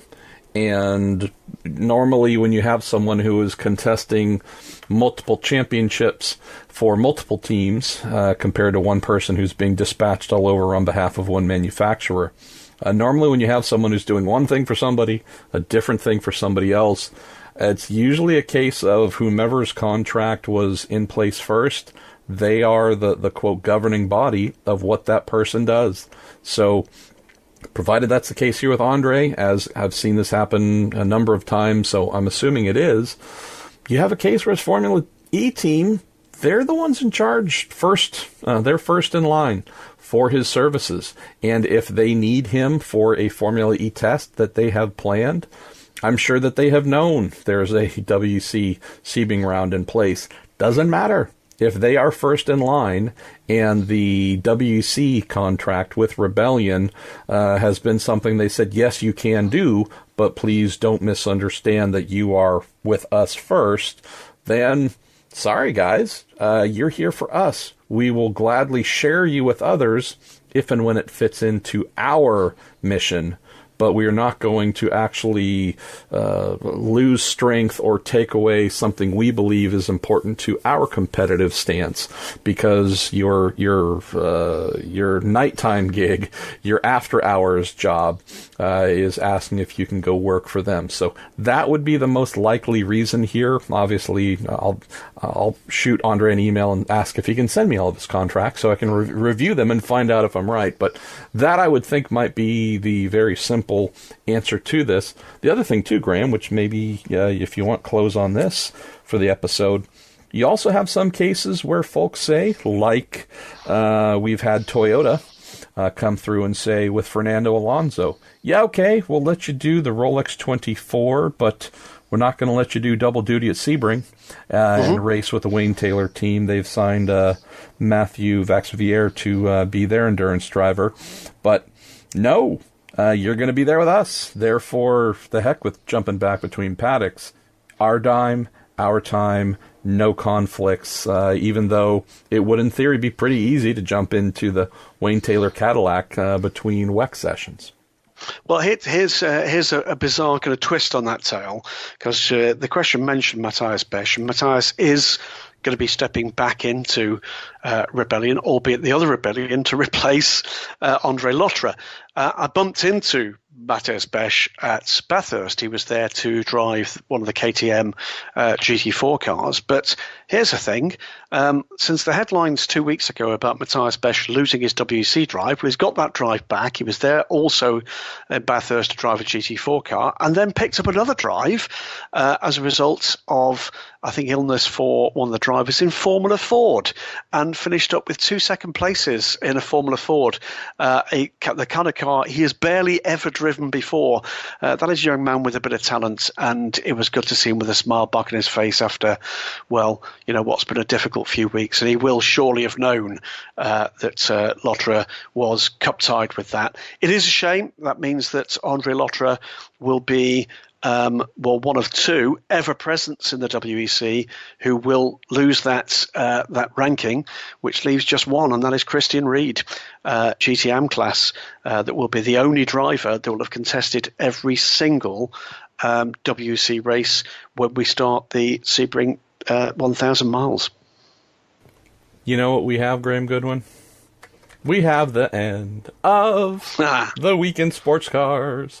Why don't we say thank you to everyone and to the Iron Men and Iron Women who have listened to this extended episode and hopefully had some laughs, had some smiles, learned a thing or two, found new reasons to question my sanity or intelligence, and to appreciate Graham's incredible ability to report on sports cars, avoid bear attacks, and, when asked, dance for dollars.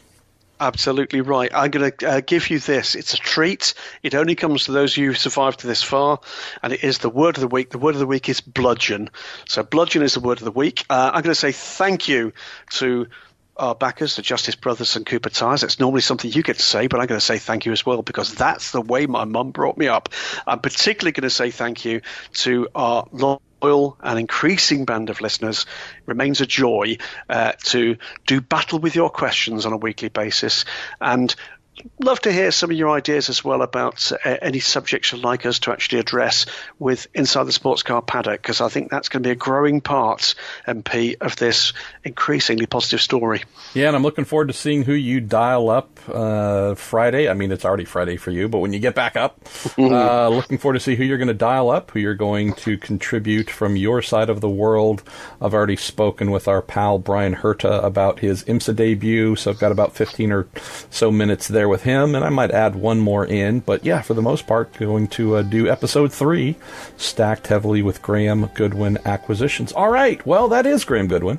But this is the Week in Sports Cars, brought to you by Cooper Tires and the Justice Brothers. We will say farewell. I'm going to be gone tomorrow, Friday, gone Monday, Tuesday, Wednesday at Circuit of the America for IndyCar's spring training tests. So most likely we will be recording again on a Thursday. So excuse our tardiness there, but we'll look forward to speaking to you next week.